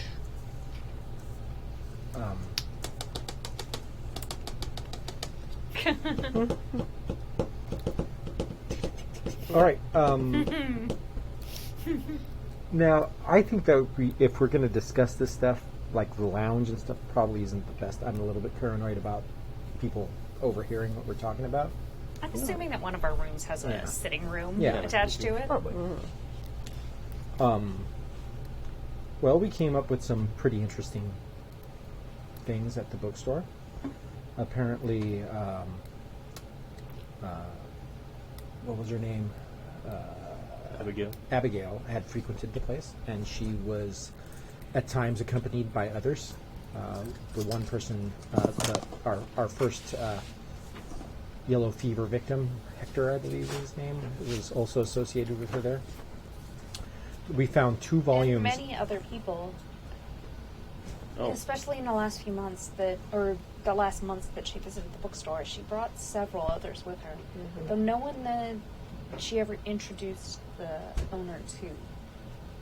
I mean, he only knew about Hector's name from overhearing them speak to each other. We found 2 volumes in their rare books collection that held this yellow sign, as we now know it. That both, and one of them was from Thomas of Bath, whom we have already begun to investigate. All right. And the other was Omar Camille. One was the one I inspected, which was Thomas of Bath's well, there were notes taken from an original Thomas of Bath writing that was a set of prayers and rituals, many of whom seem to correlate with rituals that I have seen in what was considered to be obscure Middle Eastern cultures, and was not thought to really extend further than that. But from what I understand from these writings, that those rituals seem to be adhered to in a far larger scale than I had known before, and that it is my belief that, especially in Europe and the Middle East, getting access to these materials would be far easier than out here in the New World. And there definitely may be a group that is collecting and using these rituals for whatever reasons. They belong to what is likely an antediluvian religion, or at least one that is very, very ancient, to the point where it's at the beginning of the rise of civilization. That's fascinating that it's a cross-cultural The other book, event. I mean, isn't that rather strange? well, there are certain things that follow that pattern in modern archaeology / anthropology. One would say that the preponderance of pyramidic structures within Mesoamerica, Asia, and the Middle East are considered to be sort of linchpin through culture, and the fact that we seem to like things with right angles. We worship certain types of mathematics, and that falls through as part of the human condition. But the detail of these rituals do not lead me to believe that that's the case. They're far too intricate and specific in their leanings. Right. I mean, pyramids are all over because they work. It's like the wheel. Like, eventually people come up with it because it's something that stands. But a ritual seems very strange. Indeed. Well, sun worship being very popular amongst all different kinds of cultures. Like I said, there are precedents for this, but none quite so specific. But what's more queer was the second book that recounted an individual who was captured by cultists, and he witnessed a ritual where someone was stabbed in the heart as a sacrifice, and then the body was reanimated. Oh. And that seems to be more pertinent, at least to our specifics. And these books were specifically requested, and then Abigail helped to acquire them for Mr. Morgan. I don't know. I mean, the details of the ritual outside of the chant were not specifically outlined in the manuscript. However, and I mean, this is your history to tell, Isadore. There were elements to the story that seemed very familiar to me, and during my time in Turkey, imprisoned there, there were writings and drawings in the cell that I was kept in, and there are very disturbing similarities between what was the story that was recounted in this book to what I saw there, and to a recurring nightmare that I've had since my time about a large lake covered in mists with something within it trying to drag you down, and a city with strange geometry in the distance. I'm constantly haunted by this imagery, and when I was presented with basically a retelling of my exact experience through different eyes, it was enough to unsettle me considerably, especially since these things were fantastic.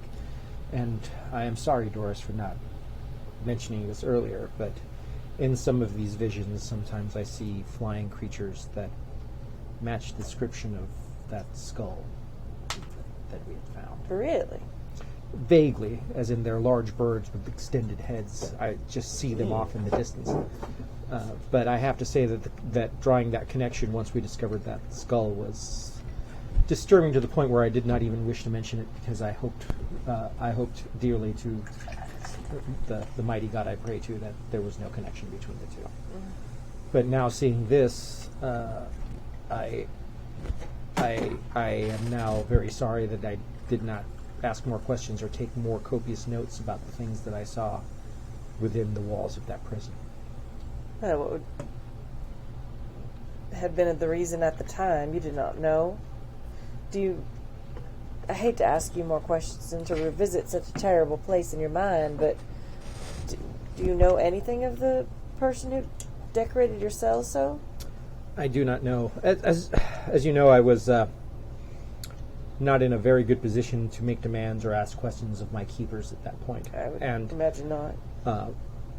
Before I left the institution, I was taken to a hospital nearby because I was disturbed by visions and hallucinations, and I was convinced that they were drugging my food, and I began to stop eating and drinking. I weighed nearly 92 pounds when they removed me from that cell and took me to the hospital. At that point, I don't remember much, other than being rehabilitated and then making contacts that allowed me to travel here to my safety.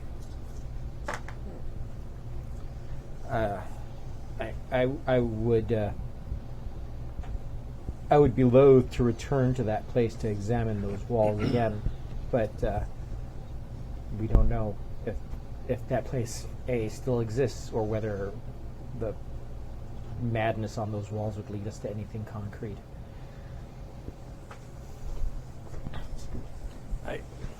And I'm sorry, but when was it that you were?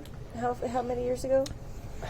Basically, when did the war end? 1917? Yeah. But I was there for 2.5 years. I left in 1918. Basically, I was a member of the Russian court, or at least at that time, and Turkey had declared war against my home country, and I was considered a prisoner of war. So I saw none of the war, but I did feel its horrors in a slightly different way. Well, that extends the timeline of this greatly, and also the scope of it. If there were people In that the far away, 1700s. yes. I mean, that's How can an disturbing. organized group operate so stealthily for so long? Well, it could very well be someone who stumbled upon these writings, connected some dots that perhaps were left best unconnected, and then were corrupted by a path to power.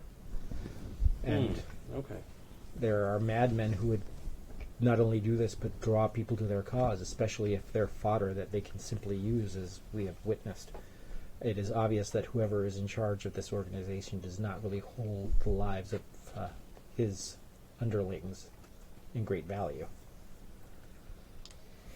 That's interesting. I mean, I, for one, am a bit relieved that you found these writings. I think it does go a bit to explain why there's such a wide pattern. Like, these are writings that have had centuries to be dispersed amongst the people of the world.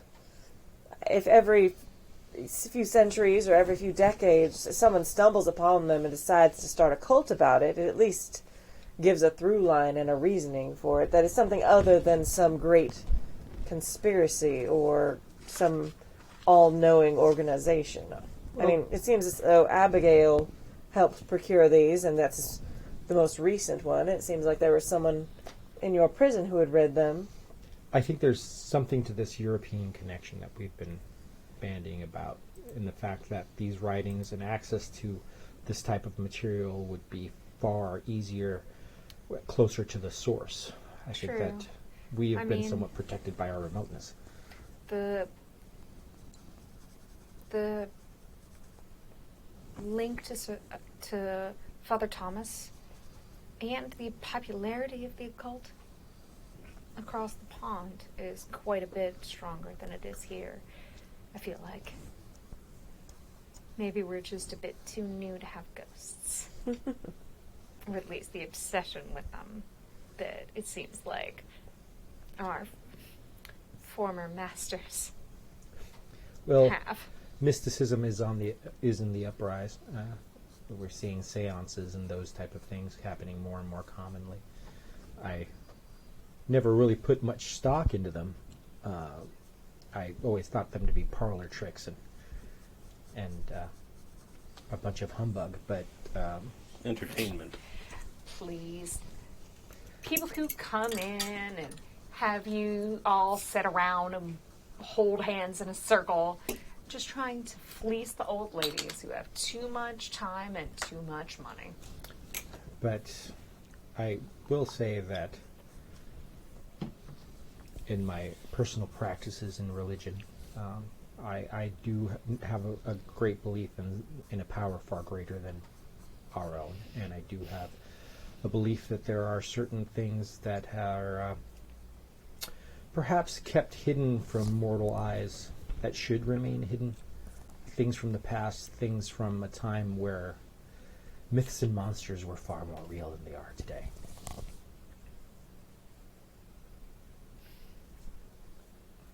Well, The written word carries more power than I think people give it real credit for.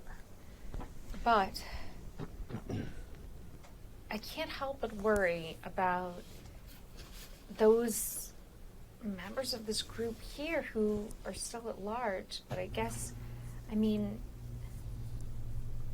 Agent Hoover is on the case. And they must have someone pulling the strings. Well, all of this requires a great deal of money. And from what we understand, most of the people involved in this organization that do have resources have been somewhat outcast from having full access to those. Maybe if we just follow the money trail, try to figure out where all these resources came into their possession. That's true. For all that Abigail was an Amherst, she spent quite a bit procuring the tomes that she was interested in. If perhaps this Hector was some kind of bystander or victim of this group and not exactly involved with them, perhaps questioning his friends and family as to what he experienced with this Amherst woman might provide fruit. I really like the logic of your oblique angle of questioning when it comes to this. That's all Doris. That just finding connections. My concern is if we continue to prod about in the investigation here, they're going to continue to attempt to position us in such a way that we are blamed for something. They will either try to discredit us or eliminate us in some way, shape, or form. I agree. However, far be it from me to be a martyr, but part of me can't help but think that if they're busy attempting to throw us off their trail, they're not busy unleashing more plagues upon the eastern United States. Well, That's a very well-spoken point. it's a very good point, Indeed. but also we have to understand that the main role of any caregiver is if we cannot take care of ourselves and maintain our continuity, we can only have limited success in helping those we need to help. So there needs to be a certain measured amount of care as to our safety and being brought in this. And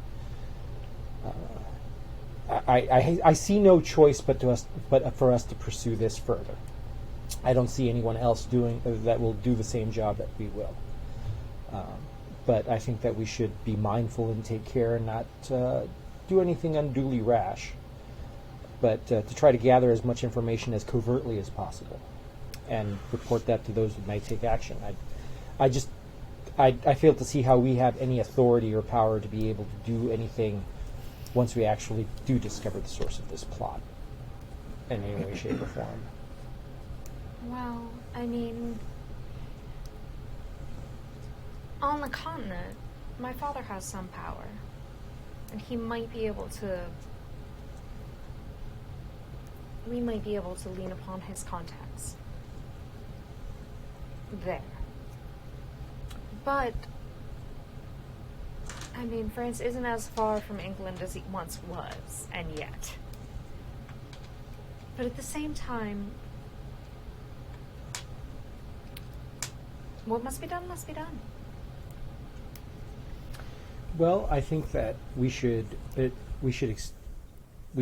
find every avenue of investigation that we have here and pursue that. We still have a few names that are generally unaccounted for.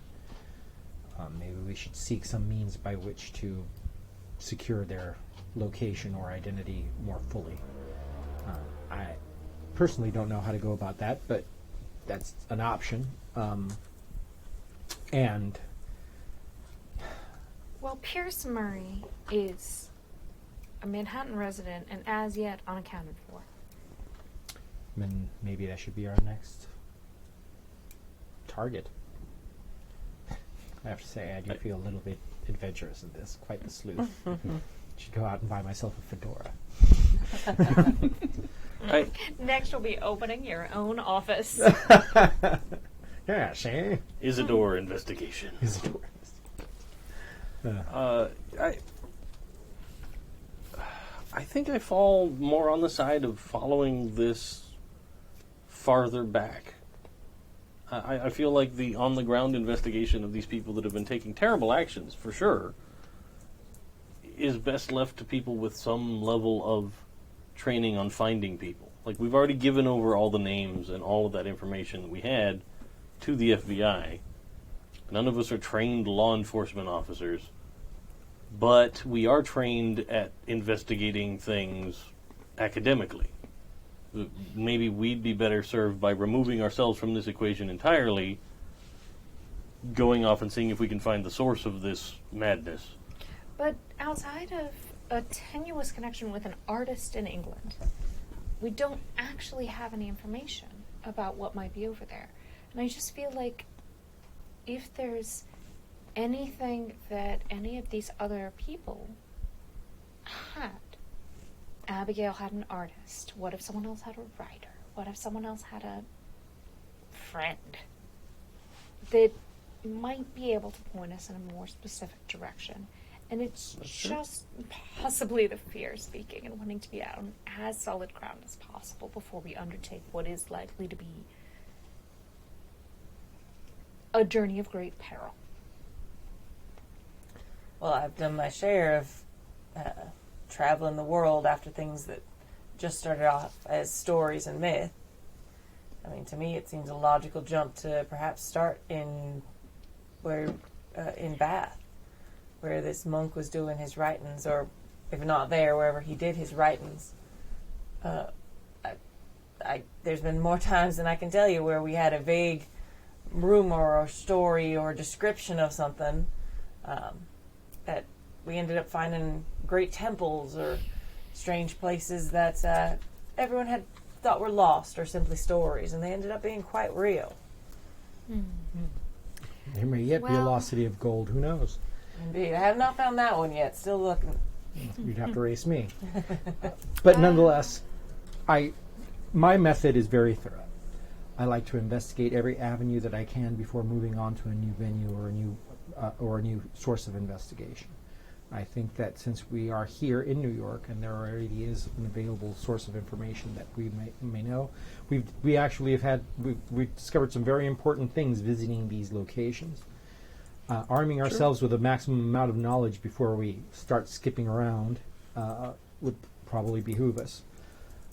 But we need to be mindful and more aware about where we are and where we leave our things and how we can be approached for attack. It is obvious that they know your car and they know who we are. So making sure that those things are secure and being a little bit more vigilant and aware of what our surroundings might be to our best interest. The other thing that, I know I am a bit biased when it comes to wanting to travel. It's something I enjoy quite a lot.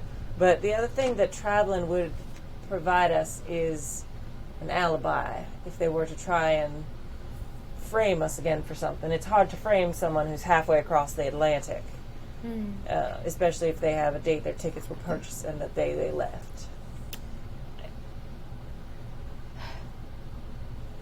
But also, conversely, we would be in a location where we have more limited resources and fewer people to vouch for us or help us in such a remote location. Although I do understand that your family is in France, we will be very isolated and alone once we start traveling. And even getting word back to the States would be a time-consuming challenge, even with cable. Again, though, I feel like Why did you do that? we are well suited to swim the channels of academia, whether it's on this side of the Atlantic or the other. It's not difficult to convince a fellow professor that we're visiting for various reasons, and And I still have Especially contacts when in we Poland. could possibly just convince the university to send us there themselves. I mean, call it far-fetched, but you were investigating Robert Trask, who was at Ravenhearse, correct? And as part of the 10-year anniversary of the opening of Ravenhearse, I feel like additional resources would probably be allotted for a person as illustrious as yourself and the companions that you deem necessary in order to facilitate furthering the Ravenhearse reputation. And of course, I would have to go in order to further my exhibition at the museum, which is sure to be of some renown, as I have managed to secure a reporter through contacts to cover the opening. right. Or I will, Of course. Let us take the rest of this day, see if we can turn up anything on. I'm sorry, Damien? No, Who are you? the one that we know is still around here in New York. Pierce Murray. Pierce. Find out what we can about him the rest of today, and then tonight we come to a decision about where we're headed next. I agree. That'll let us send a wire to Ravenhearse if necessary, arrange for passage if that's the angle we're going at, or wherever we choose to go next. I don't feel like we should stay in the city much longer, one way or the other. I That's agree. just painting a target on ourselves for them to use against us. Well, and we should be careful while we're investigating this Pierce. I don't think that, no matter how understanding the law is, and Mr. Hoover, I don't think they're going to just... Look too kindly. yeah, if we walk upon another Just crime scene or accept us dead body. finding more dead Yeah. people. Indeed.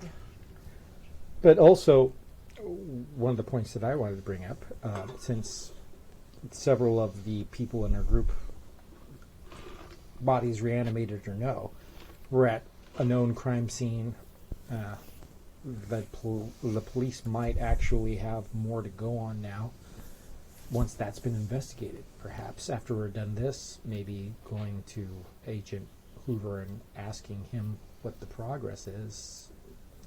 I don't know, that might also be sort of incriminating. Yeah, my I fear mean- there is that those bodies didn't return. If we So the just police ask didn't in a find couple them. of days, I mean, now that we have a plausible lead via Doris's contact. However, we need to give it some time.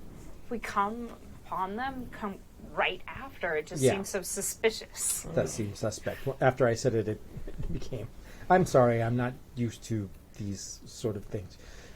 I've never been blamed for anything in my life. It was a logical suggestion. But let's find out about this Pierce individual, and then we'll reconnoiter after that. All right. So, where do we know where this guy is or where he lived? Well, we have his address from the book. Right. Okay. Yeah, you have the address from the hotel registry. I mean, I don't have that in all my notes, but Yeah, but you got but we you have it. an The address- address as address. yet unidentified. Address is blah on blah street. Okay. yeah in Manhattan. Nice apartment building. You go and inquire after him, and they tell you that approximately a month ago, his lease was, well, he didn't have a lease, he was month to month, but he basically vacated the premises and did not leave a forwarding address. Oh. And that was about a month ago. And they relit his apartment? Yes. Yes. Do you leave anything behind?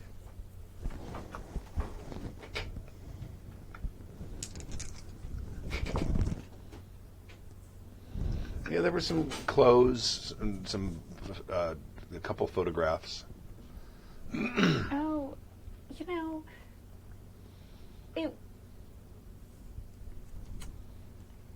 if we come across Pierce, since we are looking for him, we would love to return his personal effects.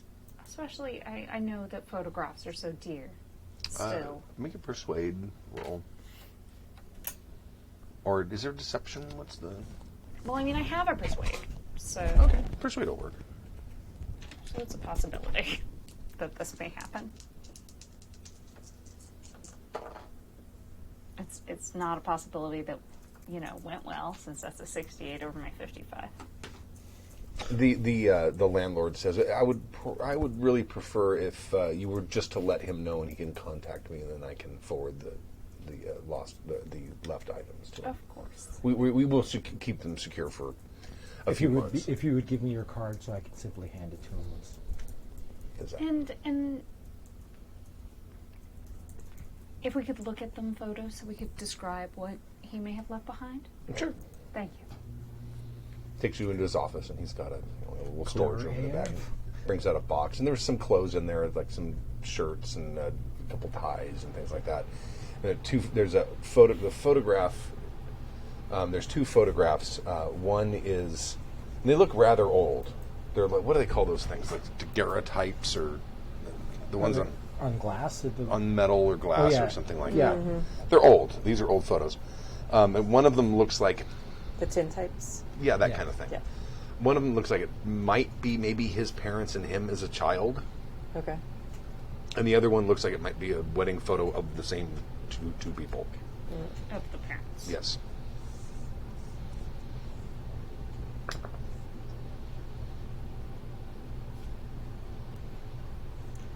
Do those people look anything like the dead body we found?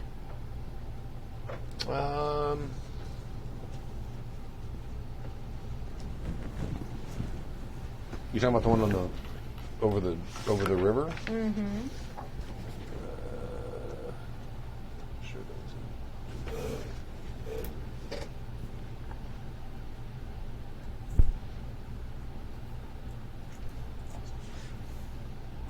Make an int roll.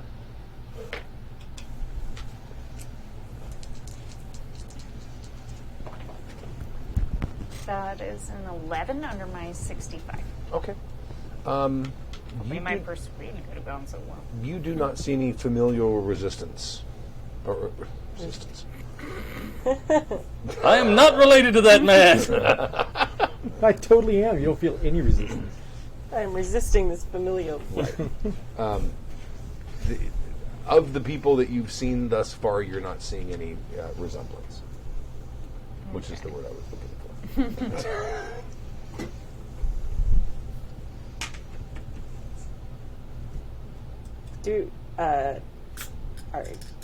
At least do I, or is there any reason we might recognize the parents? They don't look familiar. Okay, so they're not famous or No. well known for any reason. Okay, that's what I was asking.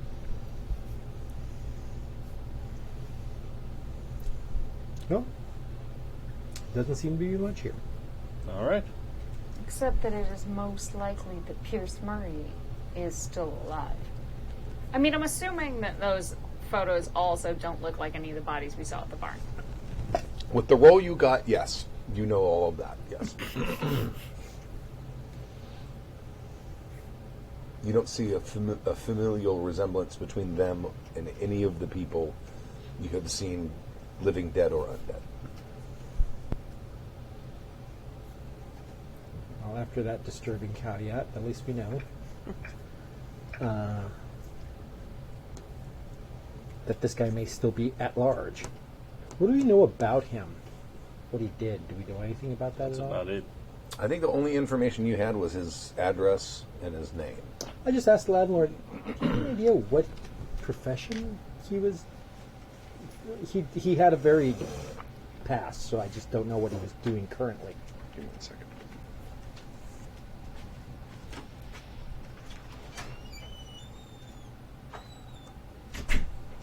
He was a research scientist and also a professor.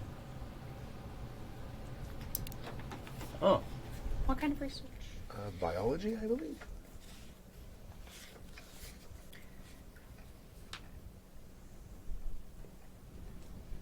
And do we know which university?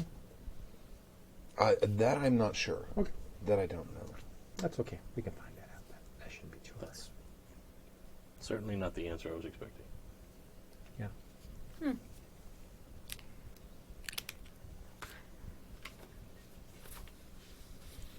Well, if they're incubating disease, it would be a biologist would definitely be somebody that you'd want. I'm also fascinated by the number of people of science Scientists. that were drawn into this nefarious plan. It's not a bunch of hooligans and toughs. I mean, these Or- are not people like or who would dilettantes. normally be desperate. Right, absolutely, yeah. I mean, when you think about the lure of religion, oftentimes it's those who are have the most need. Or those who have been wounded severely and need some means by which to solve that wound. Or, much like me, you could just simply be born into it. But I doubt that this is something that this is something like that. This doesn't seem like a let's take the children to cult class. But then again, in order to discover and understand these things, one must have a certain level of education. Most of these things come in languages that are not popularly spoken or are actually absolutely dead, and a lot of these things would require a certain degree of development of contacts within the academic world to find access to these books and these rituals. So, Or at least a certain amount of wealth. well, with wealth usually comes education. They come generally hand in hand. But not necessarily academia. Indeed. But I think that this is perhaps a trap of curiosity. Once you have led down a certain length of this path, there is no return. And I can probably attest to that most of you align themselves the same, but I'm a man of endless curiosity. Or would we find ourselves in this position at all? Well, I would hope that we would have more compassion and caution. I think what they're doing here lacks a base sense of empathy and is actually quite sociopathic. So I would like to consider myself the white pawn in opposition to their black one. Not that I'm aligning positive and negative to any color. But I don't know where to go from here. I am confused, and I don't know. Well, I'm scared.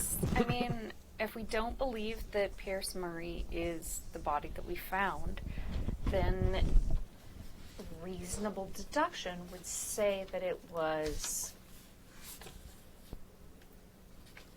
Graham Stone. I find it difficult to believe that nobody has come to question this building manager previous to our coming here, since we have given a full statement with names and I mean, it's including been this one address. day. Maybe To he be was just fair- low on the priority list, especially with the fire. That could very well be, yes.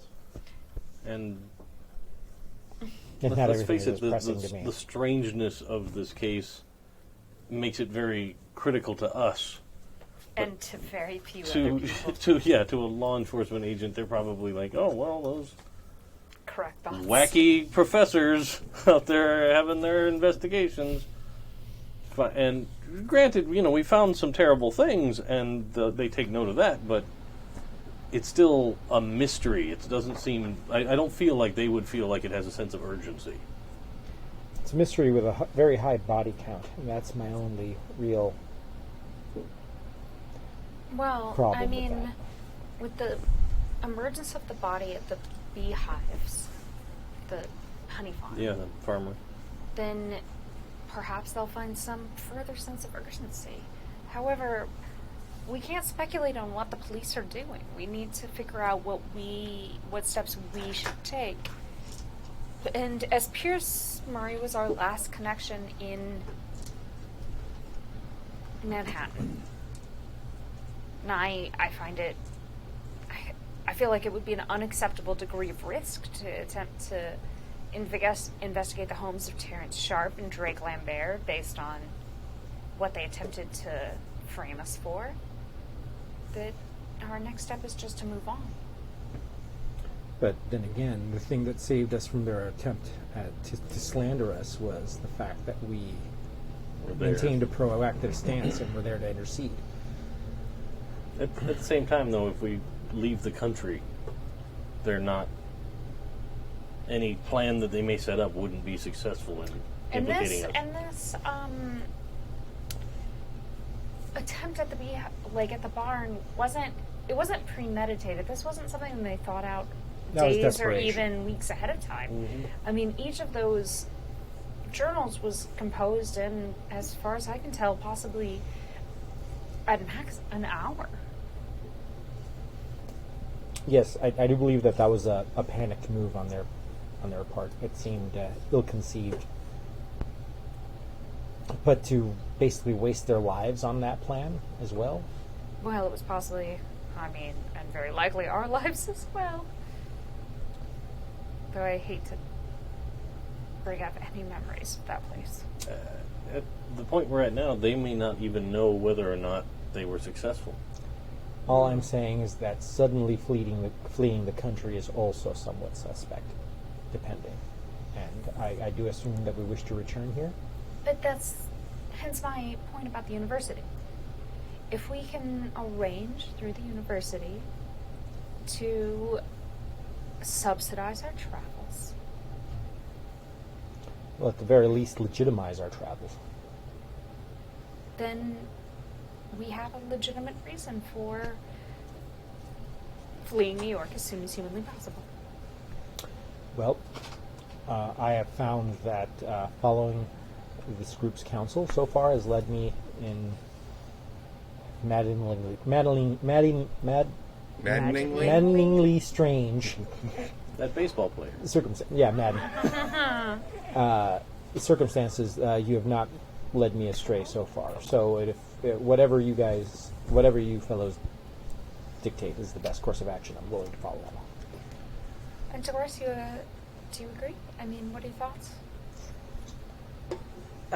Yeah, at this point, I think heading out of town is probably a very wise idea. And if we can find a bit more of the origin of these strange happenings, I think that will do us more good than tracking down individuals who most likely are dead already or so far gone they're not going to give us any useful information.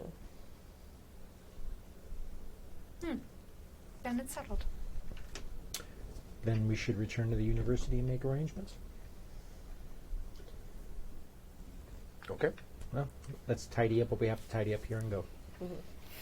I think it might be better if we make our arrangements remotely rather than make the drive all the way back to Ravenhearse.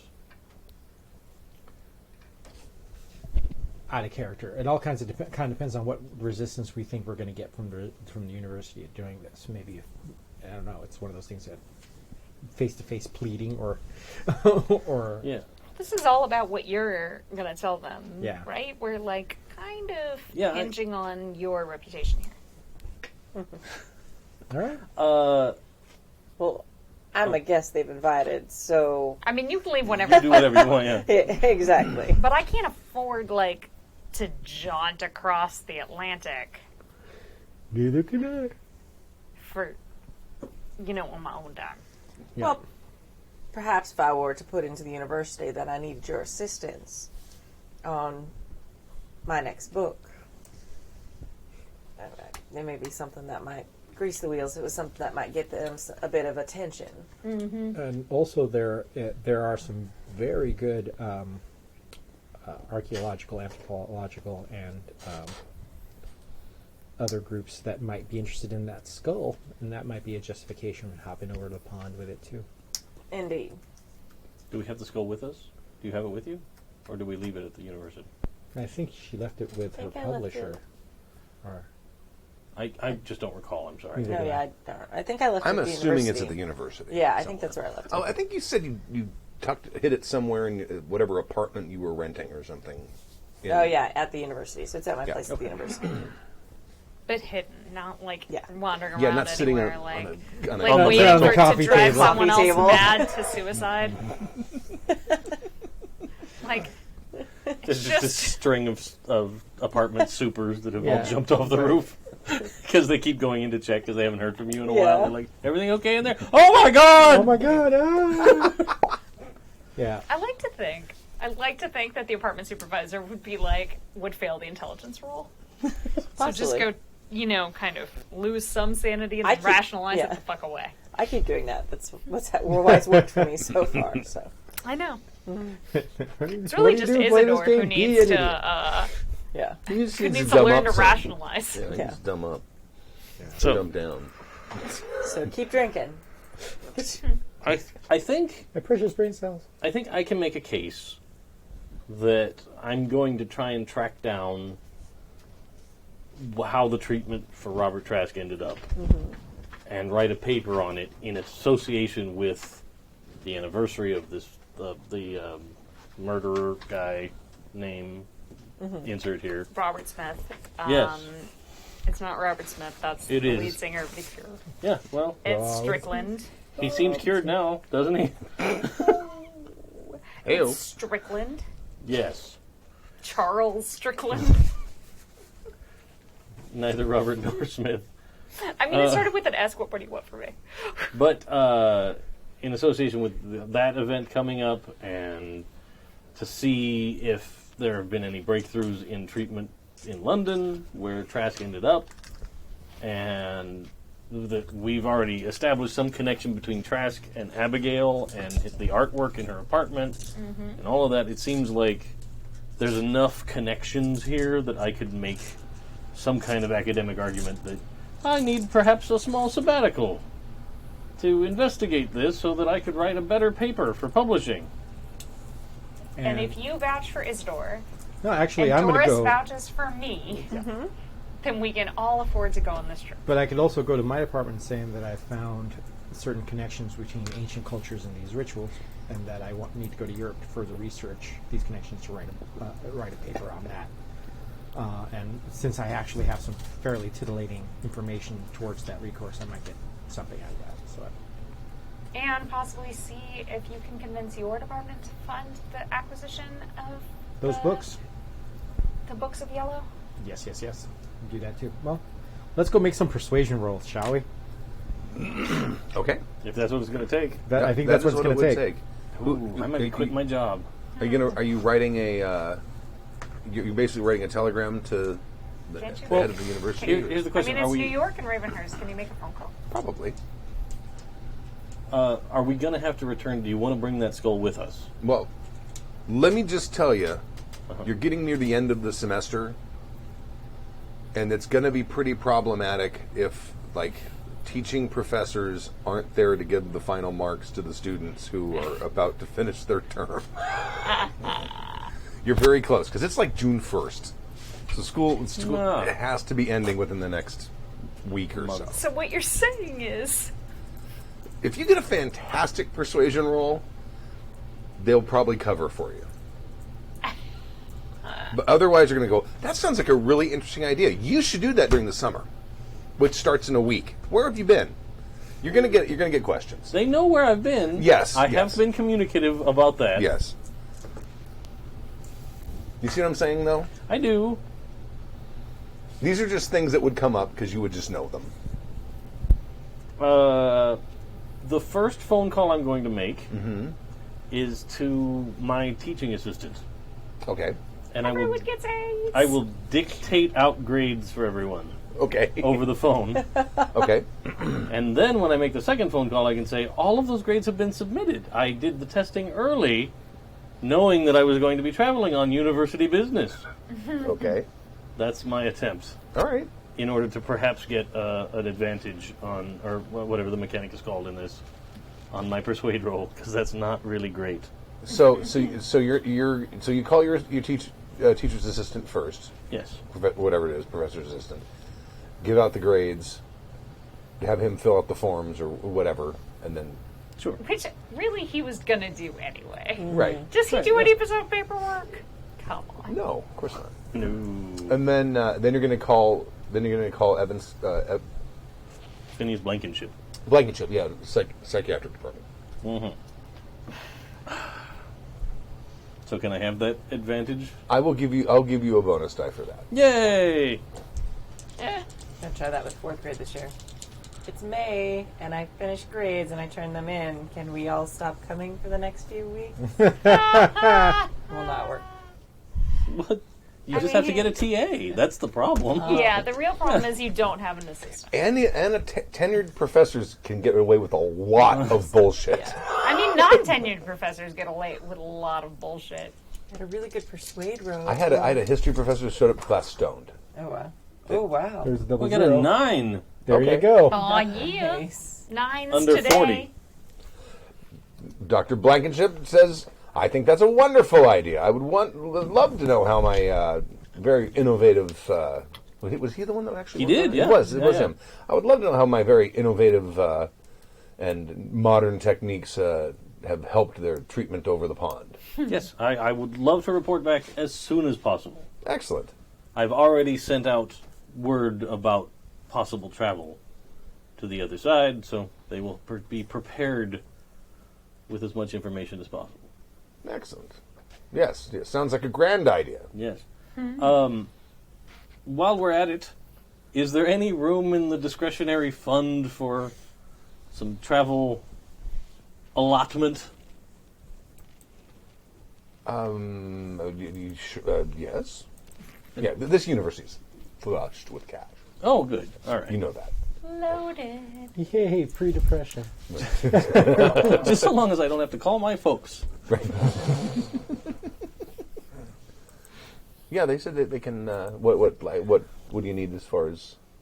Well, mainly transatlantic passage is quite costly. Oh, certainly. Yeah, we can. I'm sure we can cover that. Very good. Thank you so much. Do send me a proposal in case I get asked. Oh, indeed. I will write one up and wire it before we leave. Excellent. Oh, and we starting in the fall semester, we've replaced. I found a replacement for Dr. Albright. He was a life sciences professor who looked at your skull and jumped off of it. Right. In case you forgot. Is he dead? Oh, he died. Oh, Yes, okay. Yes. I thought last I remember he was like No, he died possibly like alive. overnight. Oh, he died over. Okay, I missed that. I think I mentioned may that have at the mentioned that. top of the last session or something. When we were all like, "Is he dead? Is he alive?" Right. I remember having that conversation. I didn't remember the answer. Right. So very good. I remember feeling a lot worse about it than Doris did. Oh, that's so sad. I'm like, What he does is his own business. He must have been a very disturbed man. Well, and I'd only met him like Yeah, the one time you when he don't know. walked out on me, so I was like, Yeah, he actually was rude. yeah. Yeah, obviously I had problems, I thought. Yeah, you guys were actually coworkers and knew him. Before the madness. Yeah. All right. Well, it seems I'm cleared for travel. And I've acquired some discretionary budget to spend on the journey. Lovely. Okay, good. all right, Your turn. I guess I'll try to work this. Okay. So sad.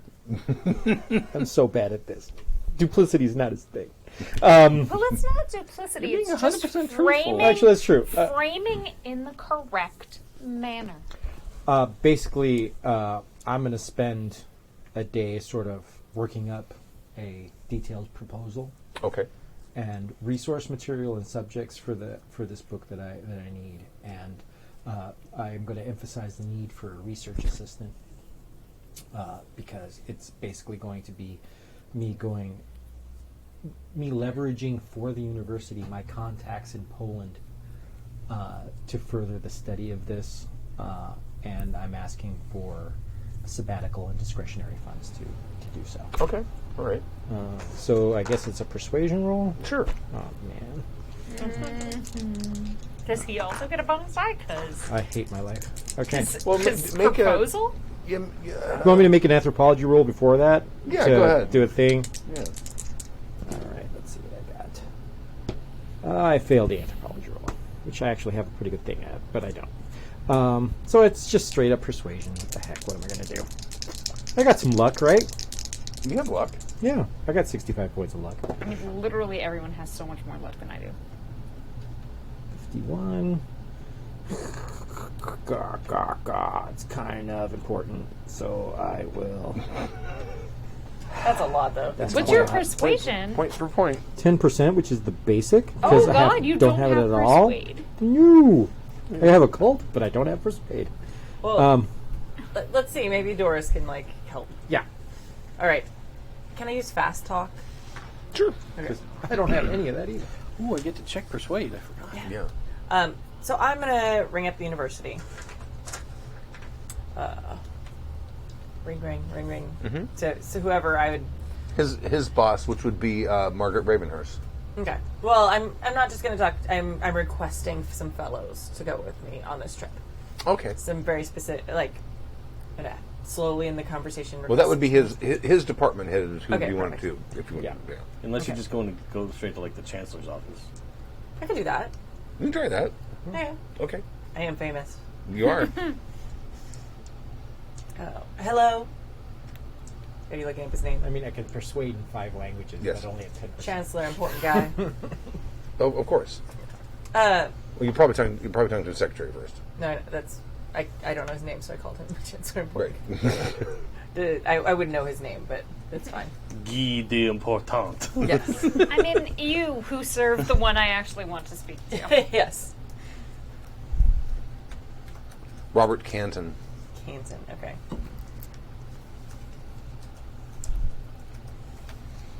The hero of Canton. Okay. All right. Chancellor like that, he wear any hat he wants. Hello, this is Ms. Daniels for Mr. Canton. Oh, yes. One moment, please. Thank you. This is Canton. Hey, Canton, this is Ms. Daniels. Yes. I have a bit of a request. I have been asked to head a book for my publisher. It's supposed to be even bigger than the last one was. But there's a bit on a time schedule, and I need some experts. And due to your gracious hospitality with having me be a guest at your university this last semester, I thought I'd give you the first shot at having your people be the experts on the book. Oh. I need an archaeologist, someone who knows a lot about old things. Huh? Anthropologist. You're That's it. anthropologist, right? Yeah. Okay. Sorry, an anthropologist. Specifically, and hopefully a librarian as well to help me go through. We're going to be heading over to Europe, across the pond for a few weeks, and should be a riotous, great time. And fantastic sales are projected. Well, go ahead and make your... Fast.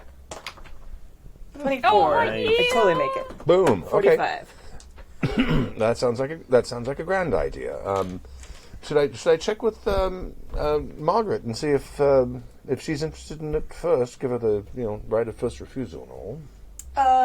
I was actually hoping for Camilla. She and I have worked together. Well, Margaret's head of the. Oh, Yeah, basically she's my boss. oh, your boss. His boss. You are head of the bureaucratic channels. I would hate to take someone quite that important from your university, though.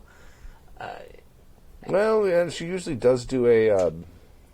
I believe she likes to go to Iraq during the summer every year. Oh, and that would definitely... Why she would go during the summer, I do not know, but from what I have heard, it is incredibly hot. Yes, well, I don't understand anyone who limits their travels to any type of time of the year, specifically.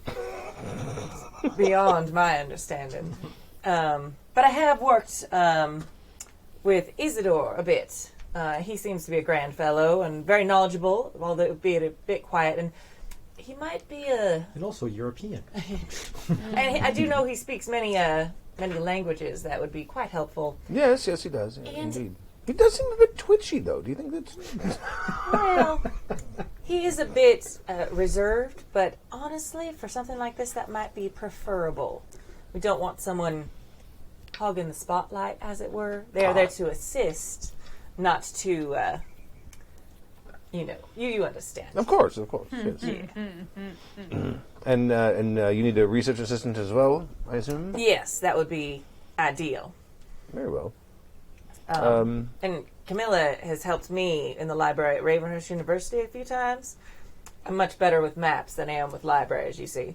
And she is just doggone phenomenal at finding things. It's very helpful. I think she'd just be fantastic. And she does have family connections already, so it might save the university a bit of money. Ah, very well. Certainly. That sounds delightful. And I look forward to reading the new book. Oh, yes, I look forward to as well.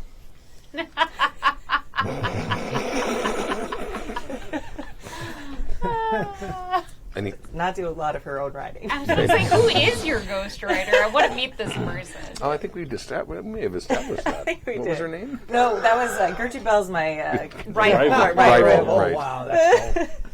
Oh, that'd be amazing if she And pretty she's much also the your ghostwriter? ghostwriter? she was Oh the my ghostwriter and God. just rewrote the book better for herself. Right. Oh man. Oh, man, that would be hilarious. Oh, I would love that so much. So, click. okay. So make that the thing. All right.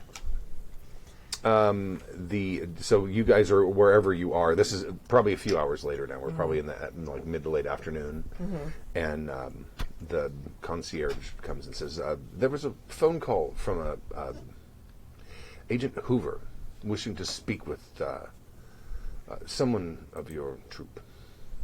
Oh, very well. We told him we would. We didn't know where you were. We told him we would That's amazing. present the message. Very, very well. Anyone particularly feel like returning this phone call? No. No.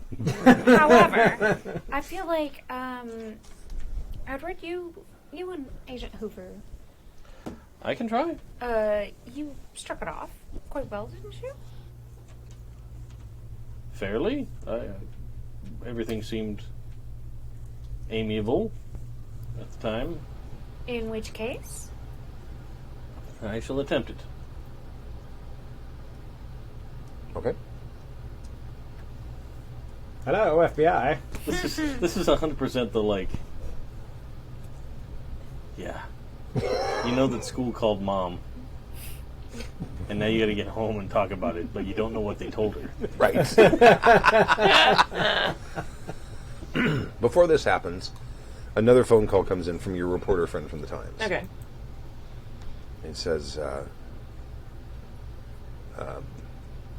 that honey farm deal. The one you told me about with the strange carvings on the body? Yeah. Yeah, my buddy said that body is now over here at the city morgue. Oh,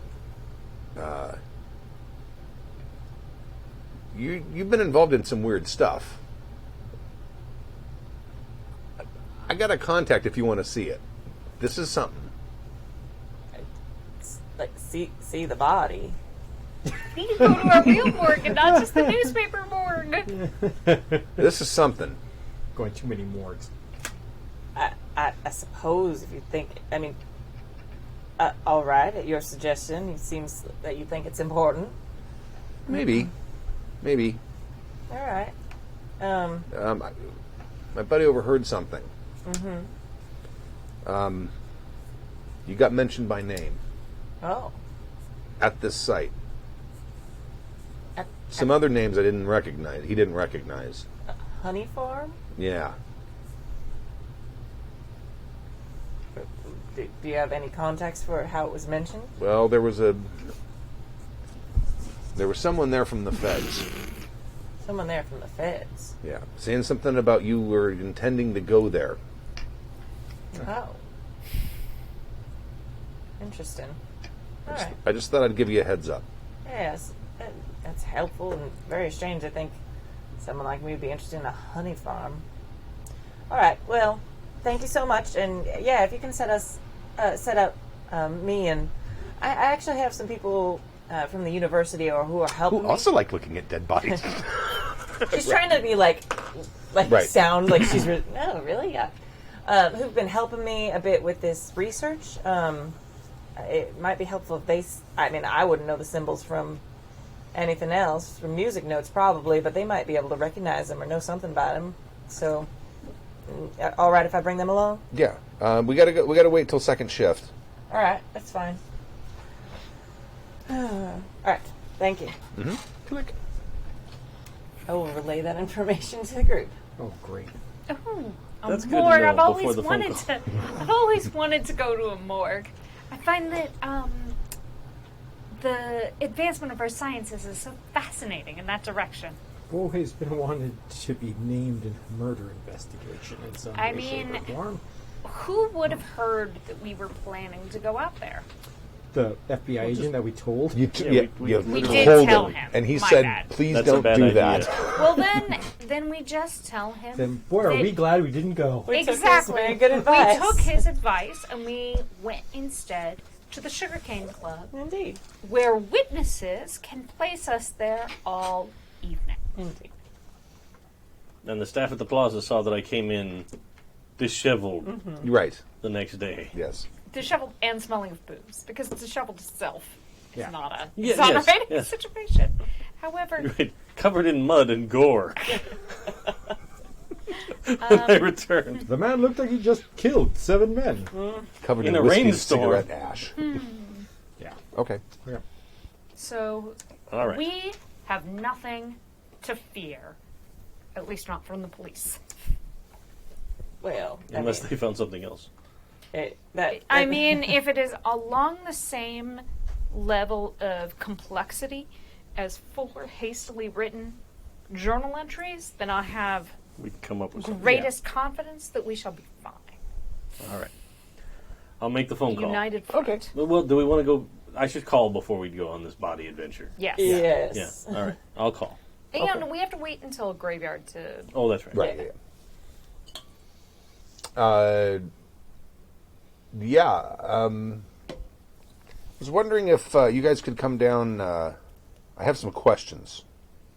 Some questions. Mm-hmm. About. We gave you all the information we had about this. Well, we've been doing some follow-ups, and we discovered some new information. And I would like to be able to speak with you in person, so that we can go over this information and see if you can provide any insight for us. Oh, well, very good. I shall endeavor to be there this afternoon. Thank you very much. What? Oh. I can't hear the other side of the conversation, so it's fine. No, it's okay. I thought you had something to add, like, oh, tell them we're not killers. Tell them to come to us at the plaza. Because I make a little scout Oh, sign yeah, from I yesterday. suppose, yeah. Unless you'd like to join us for dinner, I've got reservations at the Waldorf. Unfortunately, I can't. I've got to stay. This is going to be a late night. Oh, well, you have to eat, don't you, Agent? Well, I'll grab a sandwich. Oh, that seems quite So, miserable. what I'm very what sorry. time can I expect you? I don't know what time it is now, so... Say it's 4 o'clock in the afternoon. He says maybe it's 5. Okay, 5:30. I can be there in an hour. Okay. Thank you very much. Very good. Well, he's got questions. Did he ask for all of us to go, or just? Yes. Oh. Yes. I feel like this is a rather bad idea. I feel like we're feeling harassed. I Well, feel like not answering questions of the FBI is a bad idea. Yeah. agreed. I mean, we have, as far as we can be certain, disposed of the fabricated evidence, and have a alibi. So I just feel all that the only other thing that we can do is answer any questions honestly and yet innocently and go about our business. We didn't know anything about the beekeeper until this morning. And that is the actual truth. I'm very worried that he doesn't just want to ask us questions. It seems strange that he's so insistent upon us going down to his office. I mean, really, less insistent and more, I don't want to meet you at the Waldorf. The Waldorf, really?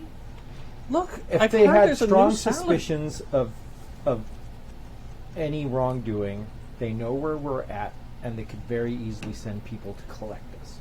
The fact that he's asking for an audience means that we're still on somewhat good terms, and they want to ask us some questions. We just need to avoid volunteering any unnecessary information and give them whatever they need. Or he's afraid of us running, and so he's asking. Why would he give us a heads up then? Because we could have just... We could have walked into the lobby of the hotel and had 40 federal agents standing there with Tommy guns. Or even just 4. Yeah, It's not like we're any... It's not. yeah we're not Major Bonnie and Clyde.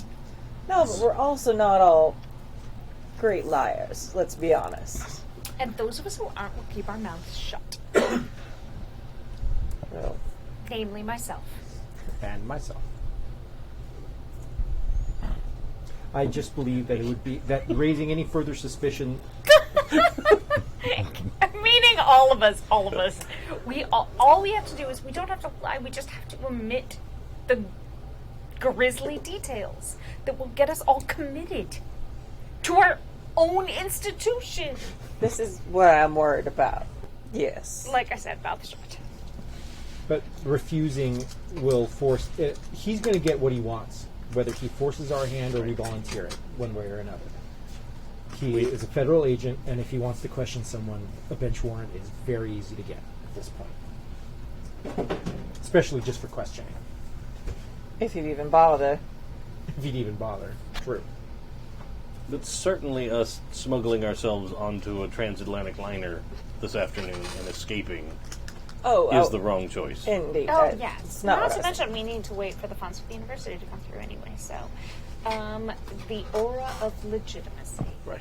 Well, I wasn't thinking that we should run necessarily, but it might be a good idea if, so and so was unavailable. Here are 2 of the 4 of us to answer any questions. Ah, Because it might be a bit safer, and then if it does end up that some of us are put in the clink, that leaves 2 out to still handle things. I feel like it's going to be suspicious. We all came together in the first place. And also keep in mind that we came to them with this information. I mean, if we were actually out to go do something like murder or whatever, it doesn't make any logical sense why we would initially involve the FBI in our transgressions. So Well, I think we're in an okay position, although I understand your trepidation. I'm a very bad liar. I'll just keep my mouth shut. Not a problem. don't keep your eyes shut, Isadore. That'll be very, very concerning to him. suspicious. My dear, there have been certain times in the past few days in which I wish very much that I would have kept my eyes shut. You and me both. All right. Let's get this unpleasantness out of the way. Let's and take then care we of can that. Move along. So who's going? Everybody. We're all going. Okay, all right. Which is the assumption that those of us without, Any type of social skills like me. without persuade or Who has the lowest luck? My luck is 65. me. Oh, What's your luck? 24. 13? Oh, never mind. My bad. 65. wait. Goddamn, I always forget where this is. It's on this sheet. It's under Oh, the it's big right. column Sorry. of Cthulhu. Okay. Before we go, I'm going to call my What's publisher. your luck?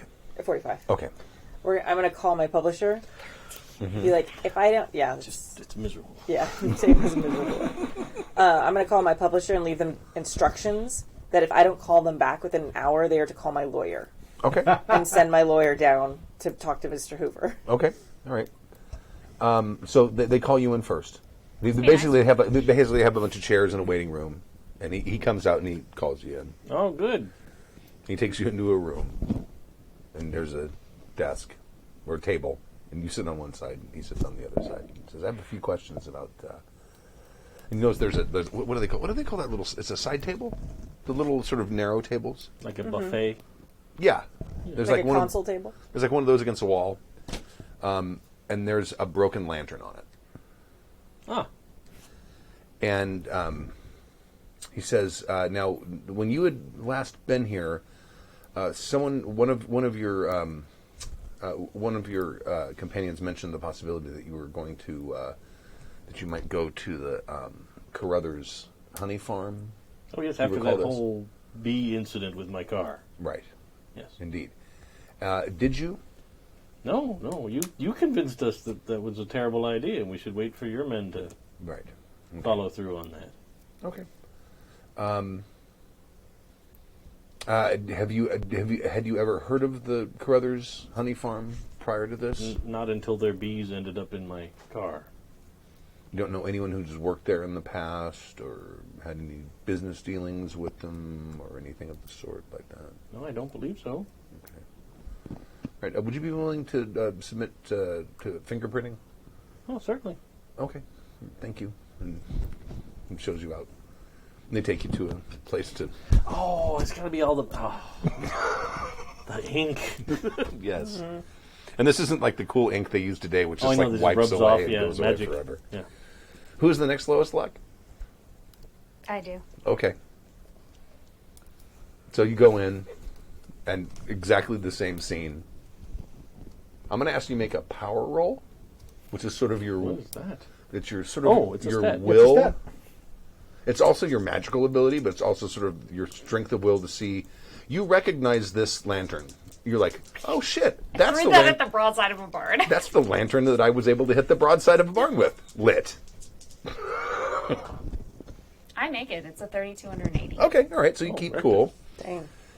He basically asks you the exact same questions. Do you remember our conversation about Carruthers honey farm?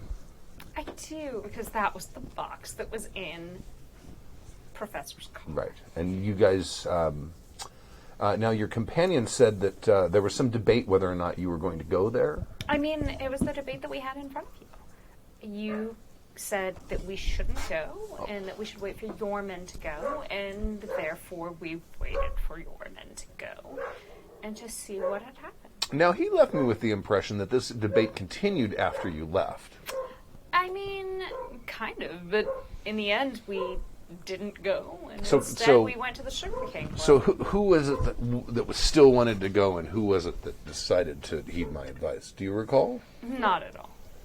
Where were you on that debate? I mean, I put my trust in law enforcement, and in fact, it was I that suggested we go to the Sugar Cane Club instead. Oh, okay. All right. Would you be willing to submit to fingerprinting? Absolutely not. I've had unfortunate incidences in the past with your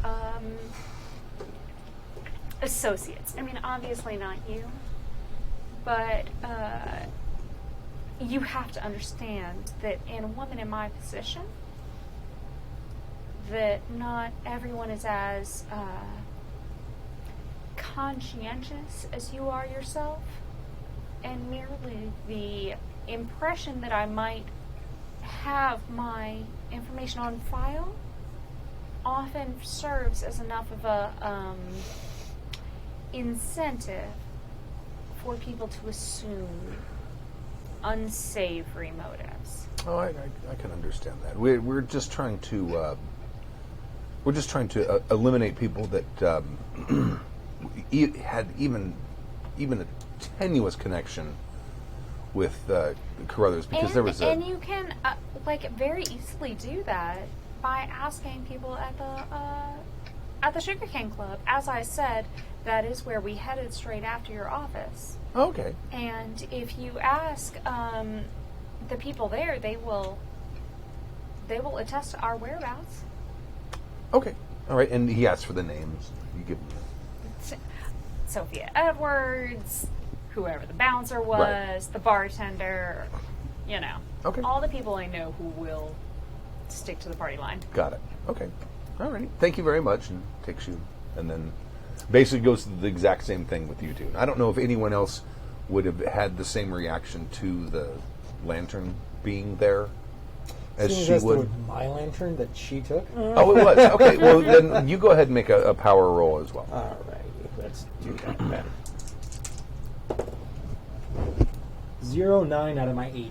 Oh, okay. Well, you're Yes, cool to the and 9 calm. club. All right, so you basically all go through the exact same thing. Now, do you submit to Yeah. fingerprinting? Nope. Nope. Okay. All right. So he basically gets you guys' fingerprints, and then asks you all to if he may have some follow-up questions the next morning, if you would be willing to come back, or he can come to you. Well, I caution you, very shortly on university business, we're traveling abroad. Oh, when is that? I have not made the final travel arrangements yet, but fairly soon. There's an anniversary event coming up at the university, and they've asked us to go to London and see about following up with some psychiatric interviews. If you could let me know when your departure date is, Absolutely. so that if we do have follow-up questions, we can schedule it at a time when we can actually get that done. You can always reach me through my publisher as well. They will have my contact information across the Atlantic as well. Very well. Thank you very much. And then he lets you all leave. Nice. Let's go look at a body. We should have dinner first, or dinner after. What do you think is better? No. Dinner after, for sure. Yeah, all I right. feel sure. like the after our little situation in the with the body across the river, that I do not want fresh food in my stomach. I understand.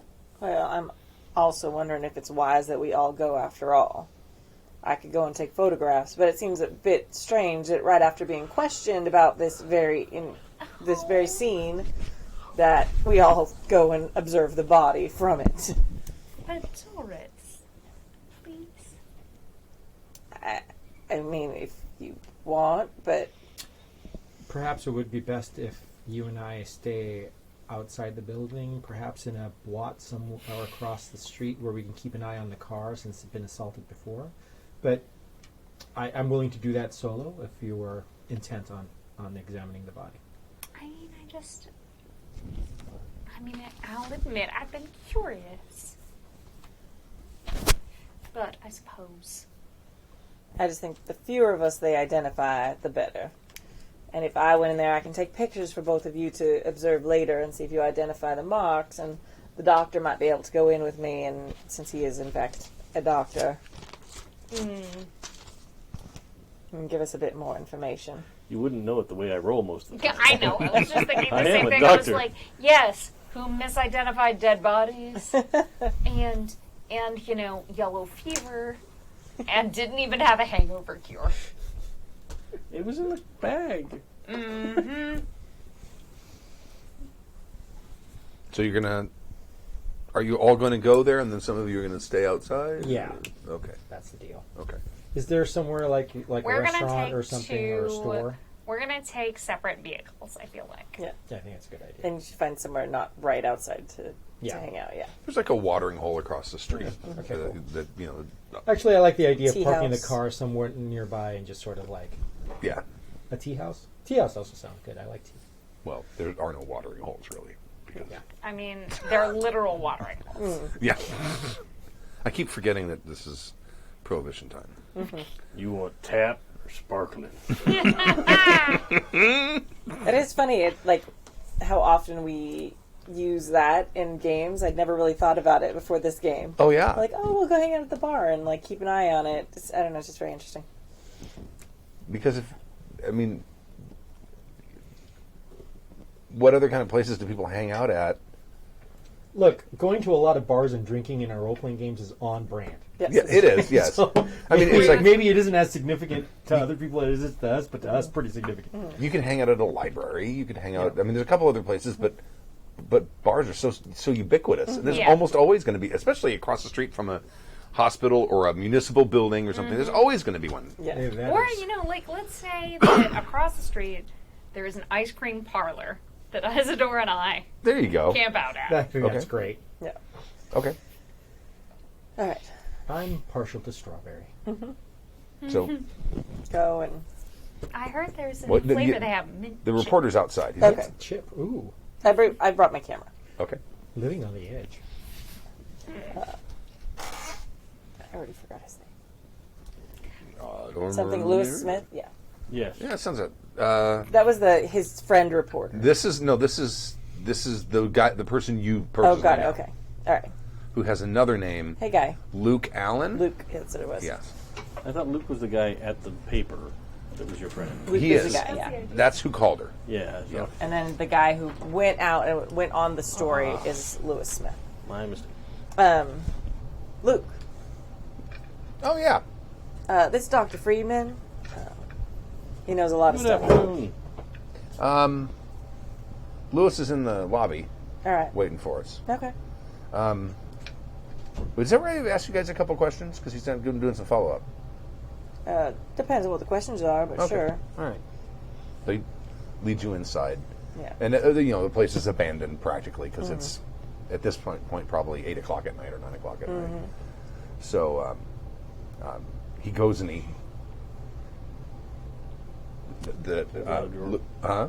No, go ahead. Lewis stands up, sees you, and he kind of sort of nods to the guard because there's a guard, at a desk, and he comes up and introduces himself. Hi, what's his name again? Lewis Smith. Hi, my name is Lewis Smith. Nice to meet you. Nice to meet you, Mr. Smith. Hell of a scene there. I don't know if you heard about this bee farm. Just in generalities. Someone burned the place to the ground. Fiends. But before they did that, looks like they carved up the owner of the place. Old man, like in his 60s maybe. Oh, I've never seen anything like it. honestly, does honey burn? How exactly does a bee farm work? No, they burned the barn down. Oh, Smoked out some of the bees. interesting. But it's a hell of a thing. They found him in the well. Someone had tied the rope around his waist, dropped him right down in there. Before he died? No, looks like after. Oh, Was he in the water of the well? No, So he was suspended on the rope. yeah, Ah, that's okay. what it looks like. That's what it looks like. Yeah, hell of a thing. Find any stones in a V for it. seems like a strange way to hide a body. Yeah, well, you didn't have to get too close to it to smell it. Oh, I'll put it that way. That quickly. Mm-hmm. this Oh, is he's why I cut brought up. the doctor. Well, will your friend over there let us in to inspect the remains? My friend over there, he doesn't see nothing. Oh, very good. It's a very good friend to have.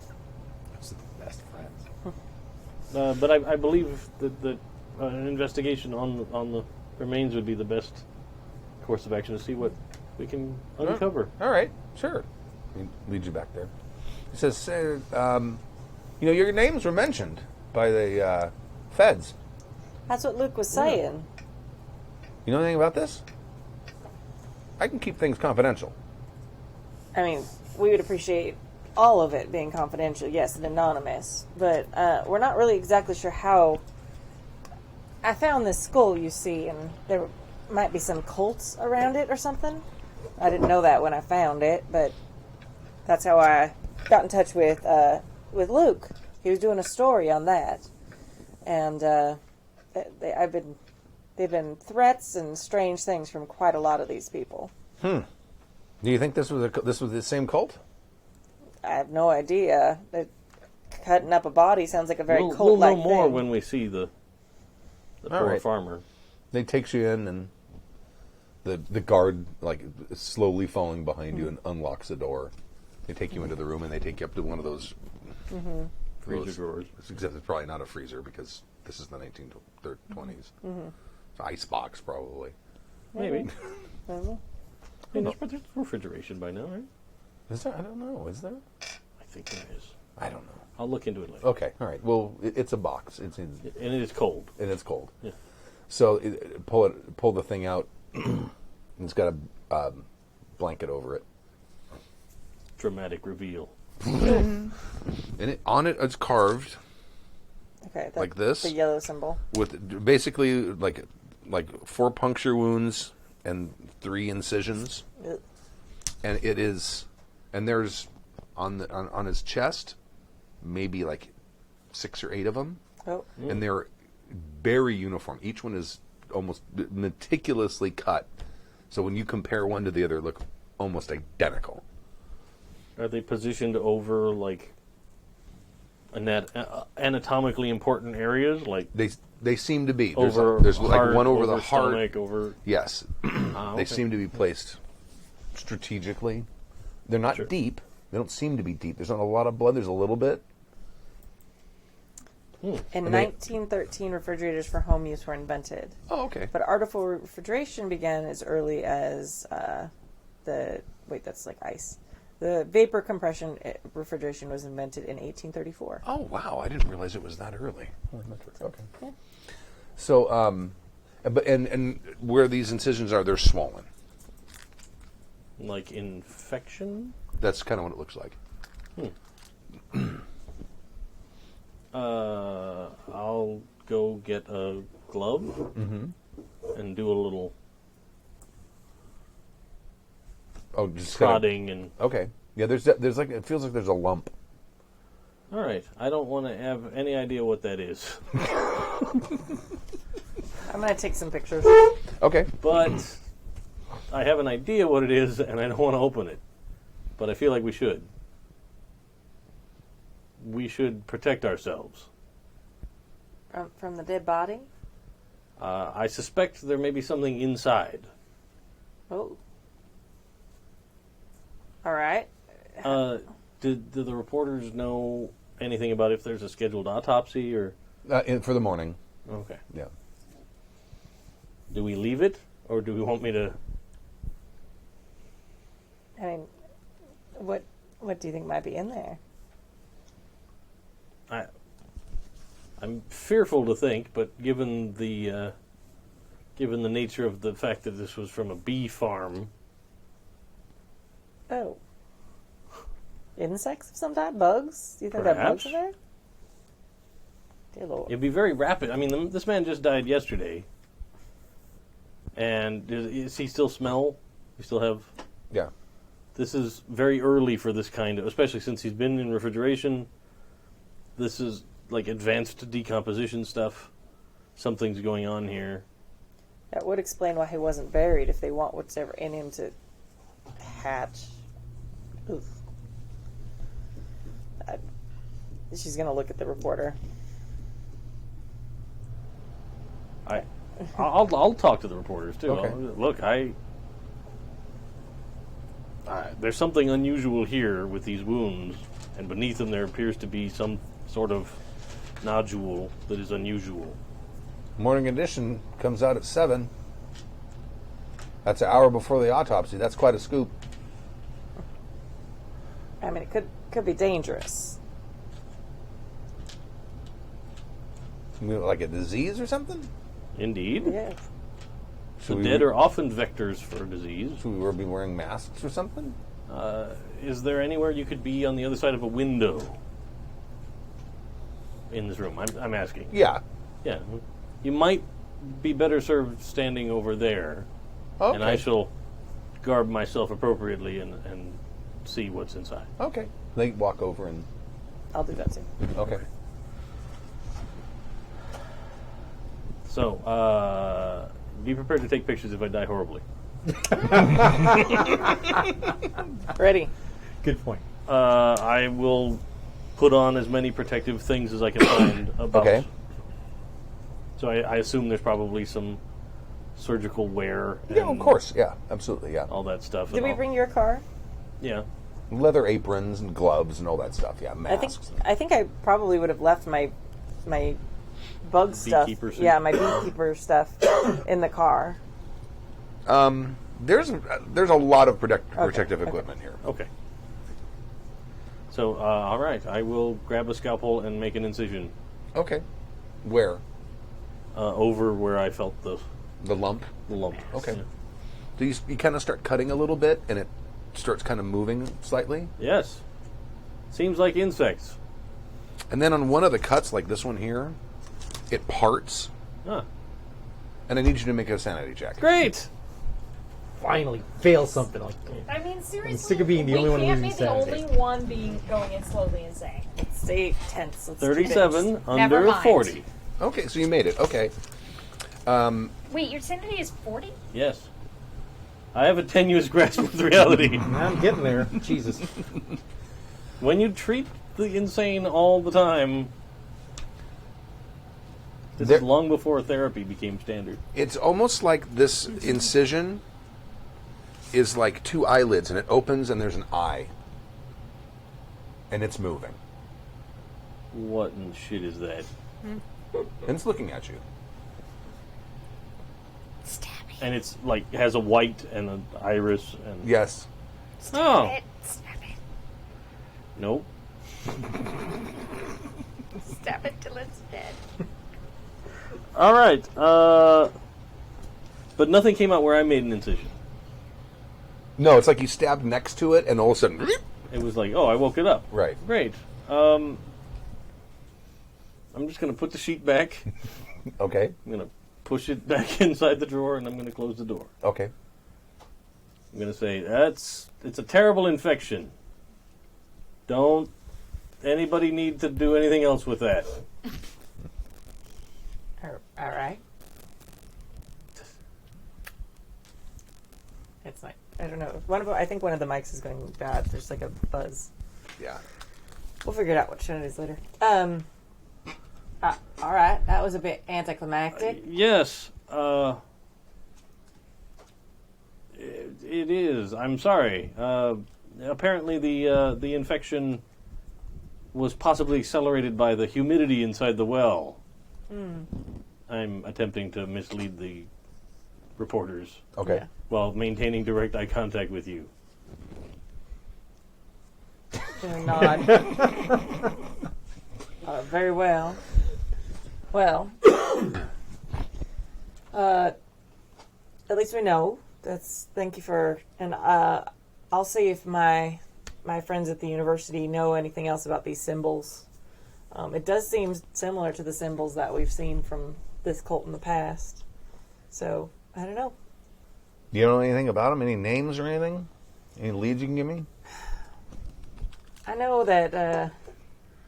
I mean, I probably shouldn't be saying this, but I know that Agent and we're and anonymous, right? We agreed on that. I mean, I wouldn't want it to hurt my book career or nothing. Off the record. All right. Agent Hoover's been looking into it. I know. Mm-hmm. We went with him to the complaint about the group being threatening and dangerous and all. What'd they do? Agent Hoover? Well, No, the oh. group. They just seem to be traveling around, and then it was just, That's not threatening. well, Is it threatening? What'd they do?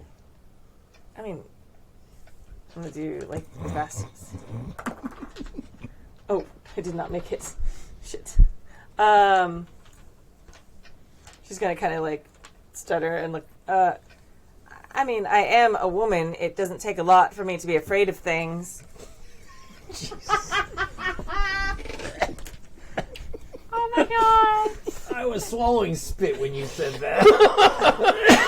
I had to make an argument that was terrible and failed. Oh, Jesus. Best argument ever. Well, I don't think there's any harm in them knowing that perhaps these people were connected to that yellow fever outbreak several weeks ago. Yes. Oh, really? Yes. At least that is our suspicion, and that's what we were hoping Agent Hoover would investigate more of. So you think the first guy that died got on their bad side too? In some way, I'm not sure. How does it tie into the honey farm? They seem to be preoccupied with insects, which is why we thought that might be what was The in that primary money. way why yellow fever is transmitted. Yes, they were actually. It seemed like they were trying to spread it through the use and breeding of mosquitoes. But You don't know the names of any of these people? We gave all our information to Mr. Hoover. Yeah, but I'm not Mr. Hoover. He ain't gonna give me shit. Right. Excuse my language. Yeah. I actually don't have any of them written down. I don't know if she would actually remember any of them, honestly. I think I might want to give one up. She look at you. The main one. Yeah, like It's maybe Abigail. especially because of the fact that it's connected to a prominent family. Yeah. So I would say maybe you should look into the Amherst family here in town. Really? Not that I said that, mind you. You know. Okay. The daughter, Abigail, specifically. All right. I will definitely do that. Thank you. So, what was in there? It seemed to be just a vitreous nodule.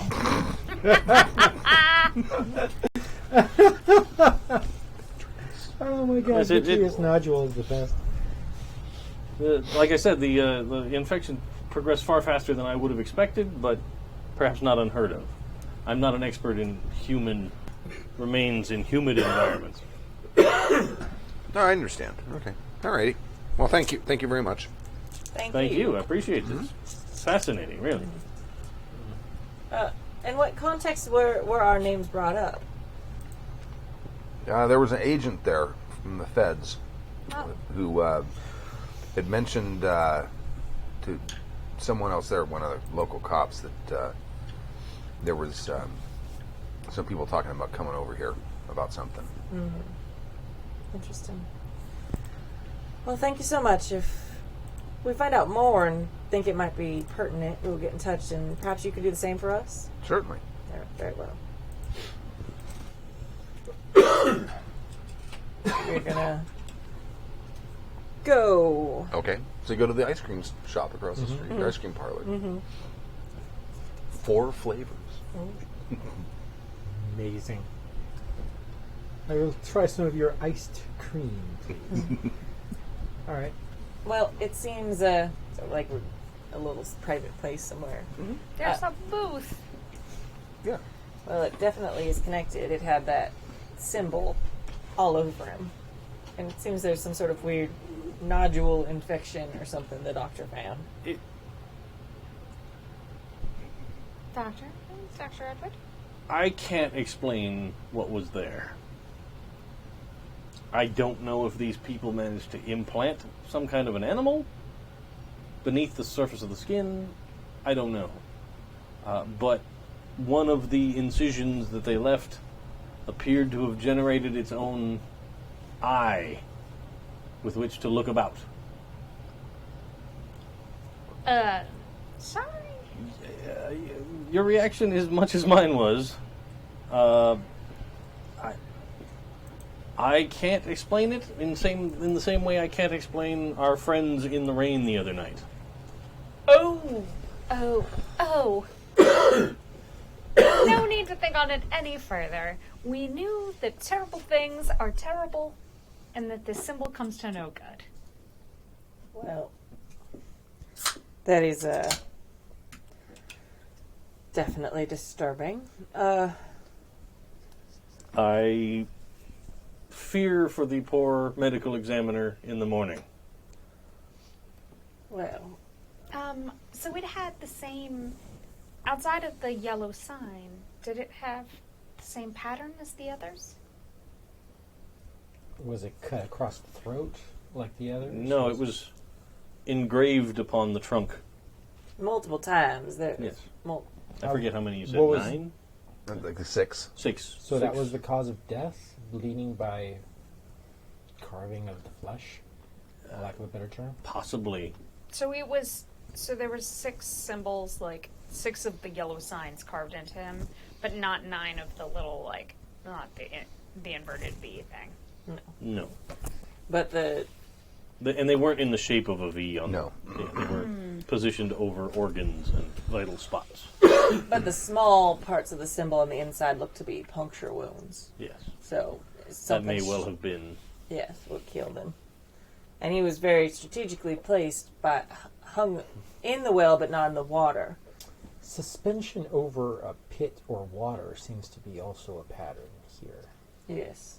They may well have been attempting to spread more of their malady into the groundwater there at the bee farm.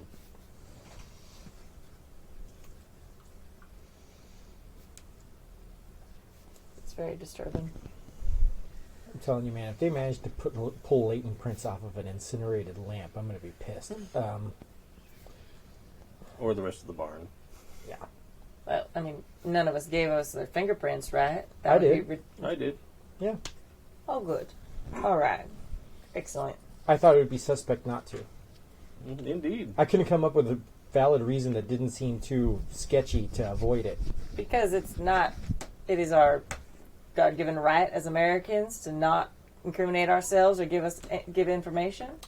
They Although can come for my fingerprints over my cold, dead corpse. I would remind you that I'm not from here. I mean, technically, don't they have your fingerprints already, Isadore? Yes, they do. They took them when I came into the country. Oh, that makes sense. It isn't until 1924 that there's a consolidated, that the FBI Record. takes over Yeah. like a database of, or a file. And I have absolutely no reason to fear the police. I'm sure. I have oftentimes found that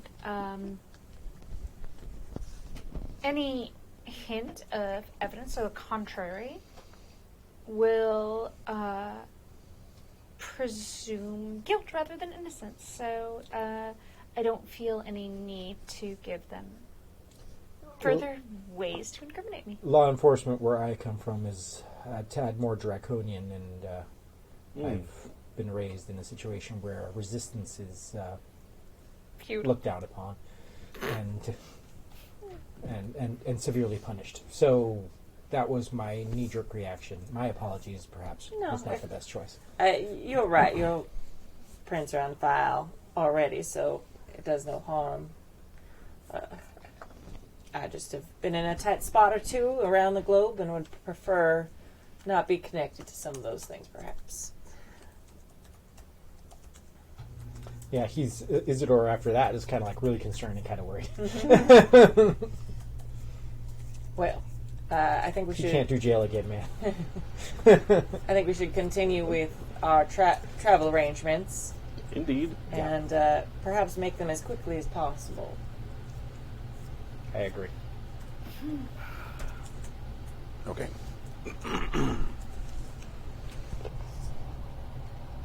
It's probably too late to make arrangements now, but probably in the morning. Yeah, that's first thing. Okay.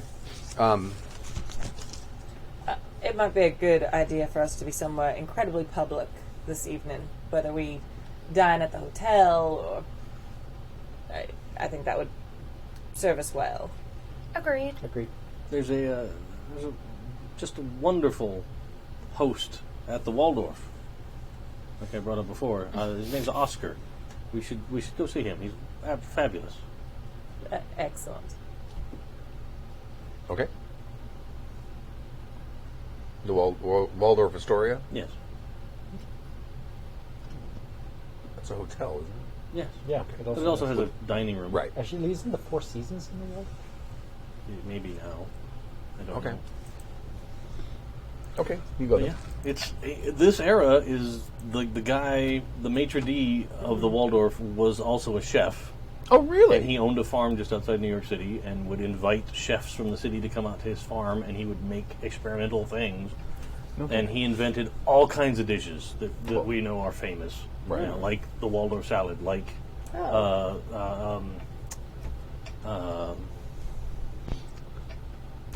Toast.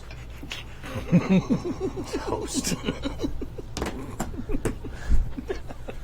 But yeah, there's a whole bunch of things, and I'm not remembering them right now. So Let's eat. Oh, okay. Was removed to make room for the Empire State Building Oh. No. in 1931. So, Oh, really? But the Four Seasons was there. yes. I believe so. Oh, well, there we go. And the Empire State Building was not. That's interesting Yeah. to think about that. Oscar Really need Shirky, TSCHIRKY. And he was the maitre d' and the chef. That's wild. No, he was the chef. Oh. He was a chef that Oh. worked as the maitre d' there. Got it. Okay. And he had all his chef connections come and be awesome. All right, so that's what we will do. We Okay. will go and hang out with this very cool maitre d'. And have probably the best dinner you've ever had. Right. Yeah. He invented the Waldorf salad, Thousand Island dressing, eggs Benedict. Oh. Eggs Benedict? Holy crap. Why that's didn't like they one of my favorite sane him? things. Yeah, I know. Seriously. Yeah, I mean, like, a huge influence on American cuisine. I would assume How that to Eggs Make My Wife Benedict... Happy 101 includes that. I would have assumed Eggs Benedict were invented by someone named Benedict. No? Wow. I was just kind of assumed they were French. As many things are. I that mean, are good to holiday eat. sauce, like, just screams France. Yeah. Hollandaise sauce is so hard to make. It's really not that bad. I keep Pooja's amazing always cooking. always curdles when I make it. Immersion blender. Oh, okay. I have one of those. I'm sorry. Okay. So you head there. He has a table Also, for you. Vitamix is great for that, too. Yeah. Vitamix is also great for that, too. And seats you at a table near the window. And you eat Have an a wonderful incredible dinner. And it's maybe your last supper. Who knows? The way things are going. Yeah, sure. I mean, you were the only one of us who has not been, like, massively dinged insanity, and yet I'm also still the lowest sanity. you were also still the least I think you and sane I of are all of tied. us. There's 40. I'm at 40. Oh, yeah, okay. Wait, how are the two of you at the least sane? We started off Yeah, way lower than really you. low. Okay, either way. Because I forget the formula for figuring out sanity. It's your but- searches your power. Yeah, my power is only 45. Yeah, same. Oh. I'm not Oh. super powerful, but I can jump and climb real well. You can, and it's amazing. Yeah. But we shall go and eat amazing food. Okay. Yeah. Because what is death if you have not even lived? Exactly. All right. So you finish your meal, and where are you gonna go for the evening? So, do they have like a ballroom or something here at the hotel? Sure. I think maybe that would be the best choice because I feel like going somewhere, like I don't want to give Agent Hoover any pretense to arrest us for any reason. Like, oh, you've been drinking. Like in this time period, they could definitely like find a reason to arrest us for that. So if we're at like an up and up hotel ballroom for the evening, Okay. like, what do you guys think? That sounds good. We could also, I mean, it's New York. We can go to a Broadway show, which is highly visible, entertaining, and will probably take up most of the evening. Want to put on the Ritz? Okay. I like going anywhere I can be seen. So. Yeah, that's what I'm saying. Only tacos version. Let's mix well. Okay. I'm an expert myself on that. Move along. So you go see a show. Yeah, we go see Okay. a show. All right. Right now, we're just sort of killing time. There's not much we can do. We're just waiting to do stuff to get the hell out of Dodge, really. So that night, are you ever going to go to sleep, or are you guys going to stay awake and keep moving around? No, we're all going to go to bed after, Yeah, like, going Okay. out we'll and go to being the safe. hotel. Yeah. Back to the Crown. Was it the Crown? The plaza. The Plaza. Yeah. Sure. Okay. And I will pay one of the valets to watch the car all night. Okay. All right. Like whatever reasonable amount of money would be required to do that. $3? I don't know. Sure. We're going to see the musical Poppy, Okay. Poppy. which is at the Apollo Theater in New York City and premiered on. Oh, what month are we? May. June, just started June 1, I think. May 31st. Oh, it's May. Well, we're going to round a little May? bit. It It opened is in the end of the day in 30 May days. 31st. 30 days past September, April, January, June, and February, November. March, April, May. Yeah. The Knuckles have 31 Oh, days. 30 Yeah. days. I get it wrong. Okay. I better change that. or Well, else the Poppy technically schedule's gonna opened be in wrong. September, but we're going to round. It's fine. Okay. It's just a preview show. Yeah, it's a Preview preview show, show, yeah. Soft opening. Yeah. 6 months early. We There'll booked be- this theater for There'll the be a next total 6 months rewrite for before it rehearsal. actually premieres. Okay. So you go back to the hotel room, and you're all staying at the same hotel? Yeah. Yeah. Okay. All right. Are you sharing rooms or are you in separate rooms? We never talked about it. I thought I what we had wouldn't have said a was, problem with like- the boys sharing a room, the girls sharing a room, just to save yeah, money. that's that's kind fine. of been our MO. Okay. Yeah. All right. That and none of us are alone, which is good. During the night, you start having a dream, Looking at Jim. and you're like I'm looking at Jim, and it's one of those sort of day debris dreams when previous events. Okay, yeah, And you're just- driving along, and it's like dusk, and you're in the car with everyone here, and as you're driving along, you see a huge swarm of locusts, and they sort of start blocking the road, and they're like splattering against the windshield, and it's getting thicker and thicker, and he complains about the fact that the doctor complains about the fact that he can't see anymore, so he needs to pull over. So he pulls over, and he's trying to. They had windshield wipers, I'm sure. Yeah, Yeah, sure, yeah. okay. They're So just he's not great at bugs. trying to get the smear off the windshield, and he's having difficulty. And it kind of cleans up a little bit, and then you can see that this swarm of locusts sort of kind of starts spiraling around itself, almost like a tornado, kind of, but from the ground up rather than from the sky down. And it sort of like starts raising itself up, and you end up getting out of the car, and you watch it, and it sort of starts to take on a shape, and it kind of looks, I drew it as best I could, a little bit like that. Like a hooded figure. Like about 150 feet tall. This enormously huge hooded figure, and it's sort of like it's spinning around and swirling, and then all of a sudden it just sort of stops, and then it has that sort of image of this hooded figure, and then they all kind of dissipate, and then you kind of wake up screaming, Yeah. and you have exactly the same dream. Talking to Pooja. Talking to Pooja. I think that's a good place to end it because it's 7:30. Okay. Okay, great. Yeah, Screaming in Terror. Great way to end an episode of I mean, Cthulhu. Yeah, loving it. Now, I'm thinking that probably now would not be a bad time to do the character advancement. Sure. Okay. Do you want to do Sweet. that now, or do you want to do that Yeah, let's before do it next now. Let's do it Okay. now because I think we'll forget. Have you looked it up? Are you ready you to do ready it to now? do It's pretty straightforward. Okay. I know it has something to do with the check marks. On the check marks, everyone is going to. I just have to look up how much you get back, but everyone is going to make a percentage roll, and you have to roll over, I believe. Yes, because the more you know, the harder it is to improve. Right. Yeah, so you have to fail your rolls for everything with a check mark. Yeah. Okay. And then what? And then that skill will increase I have to by look. some amount. That I have to look. It might be 1 point. You might Might roll. be I 1 don't point or a remember. D3 or something like that. I'm sure. Okay. It was 1 point in the old Rune Quest. But Okay. apparently, the guy who designed Rune Quest was at Con this year. Wanted to run a staff game, but had to leave because his wife ended up being sick. Oh no. Oh. But he says, "I'm like, come back next time. We'll have you as a special guest. We'll put you up. I mean, make a thing about it. Not just show up randomly and say, you want to play a game? Hey, you want to play a game? Hey, you want to play a game? Play a game with me. No. You like a rune quest? I used to call it Rule Quest. A little bit of Watto in there. All right. Want to roll your chance cubes? I'm just looking it up real quick. Okay. Well, while you do that, I'm going to start to roll. Yeah, you get a check mark for every time you succeeded, right? If you succeeded on a skill check, And you have to have 2 check marks to roll to increase it? no, No, just Oh, one. okay. one check. That's all it means. Oh, yeah, 41. that's more language for me. Yeah. That's, Because apparently I'm just real bad at that. So I roll over it. Okay. Oh, this eraser is so angry. Sweet. And one I use because Lord knows I need that.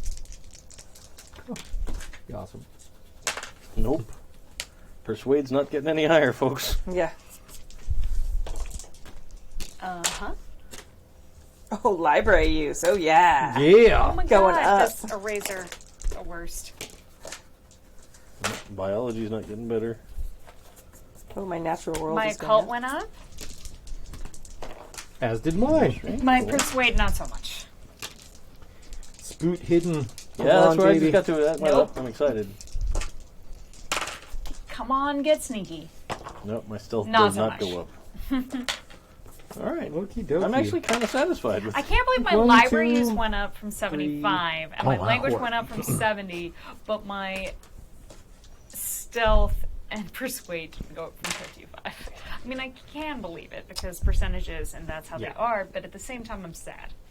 Yeah, my stealth did not increase from 25. So you roll a d10, and you add that to everything that you. Oh! Yeah, it's a d10. So you roll I just- 1d10 and then apply that universally, or each d10? No, per each one? each. Okay. Let me read it just to make sure. Investigators who successfully use a skill marked the tick, investigator sheet that is next to their skill roll, the skill improvement in the investigator development phase of the game. Skills improve in 1d10 point increments. Cthulhu mythos and credit rating cannot be ticked. Right. All right, folks. I can drive at a 47 now. Oh, yeah. Big money. Yep. Oh my god. That's 10 whole points of occult. And we erased our check marks, right? Yes, and erase. Yeah, Does it- everything resets. Is there an advantage to having 2 check marks on something or 1? No. No. Once you have one, you have one. Yeah, I got it. Okay. Yeah, it's a binary thing. Yeah. Choo-choo-choo-choo. Come on, spook hidden. Yay, spook hidden. Anyone gets a skill that is 90 or higher, let me know. No. Yeah, I don't think that's gonna.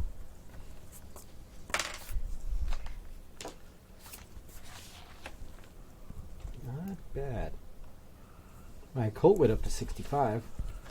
Nice. I still can't believe I just got 10 points of occult. You said it was 1d10, right? Yeah. Yeah, okay, cool. My spot hidden's up to 40. Woohoo! I'm at 44 I in can my see spot. things. Holy crap, 44. Shit. What? I erased something by accident before, and now I Yeah. don't remember what it is now. Let me It see if I was can my read it. library use, so it was really small. Let me see if I can read it. Yeah, it was right here. It's the library I read use. part numbers on old truck parts all the time. You can do the shady thing. Yeah, shady thing with a pencil. Yeah. I think I've written a couple. Oh no. I know it's more than 20 because I wrote down a number. Well, yeah, 20 is the default. Yeah, that's what I'm saying. I can't read it. Let me Okay. see. It was not very high, so maybe it was 30 because I think I threw Oh, wait, like. it was your library use. Yeah, That was totally like. It was 24. 24. Okay, thank you. Nice. Well, I mean, the second number was a 4. Yeah. Just in time to go to England, I got better at firearms. No, there is a. No, my big significant bump was that since I managed to punch that zombie, my fighting brawl is now at 30%. Sir. Nice. Yeah. It is on. Now, everyone roll a D percentage, and you need to roll over your luck. Over? Over Done and done. your luck. I got a 96.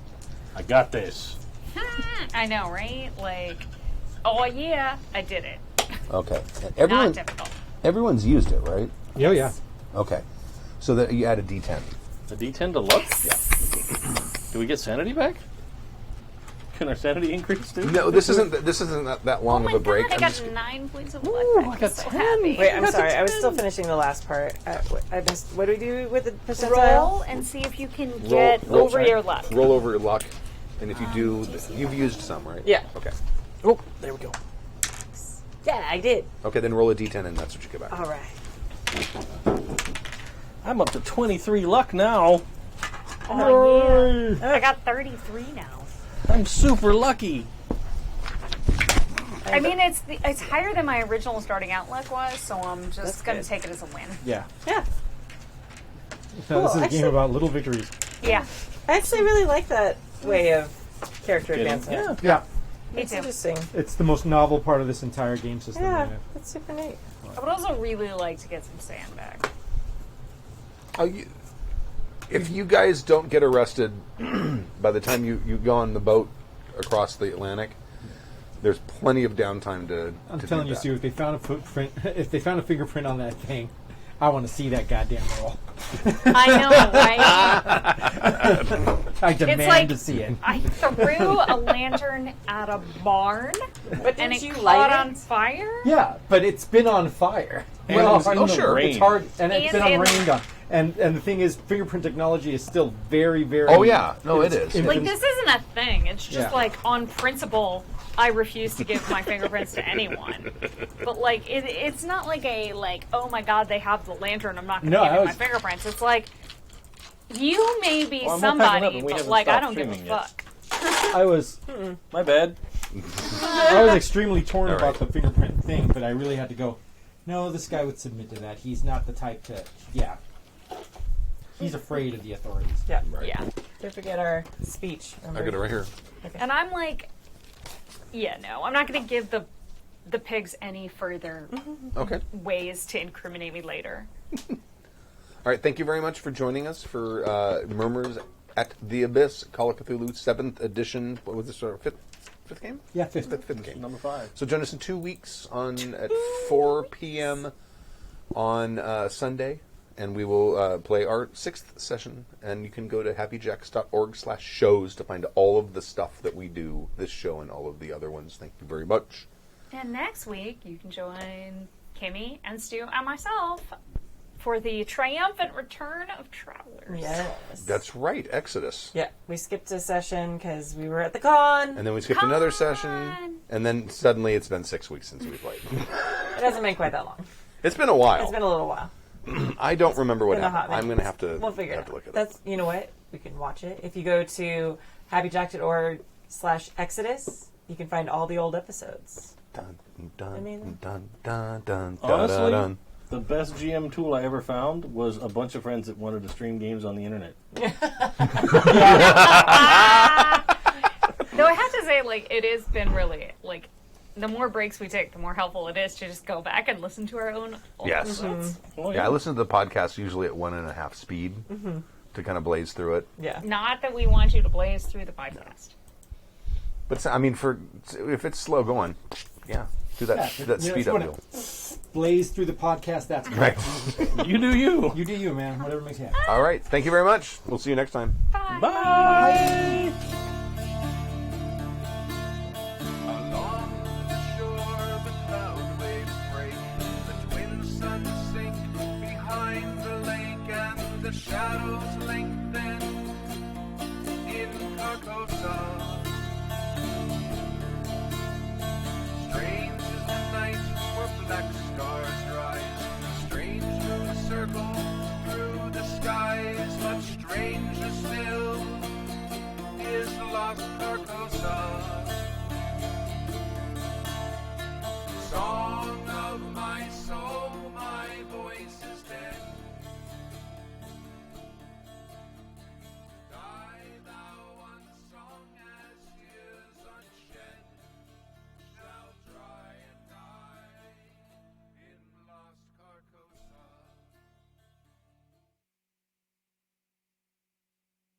The preceding program has been a presentation of the Angry Folk Media Empire.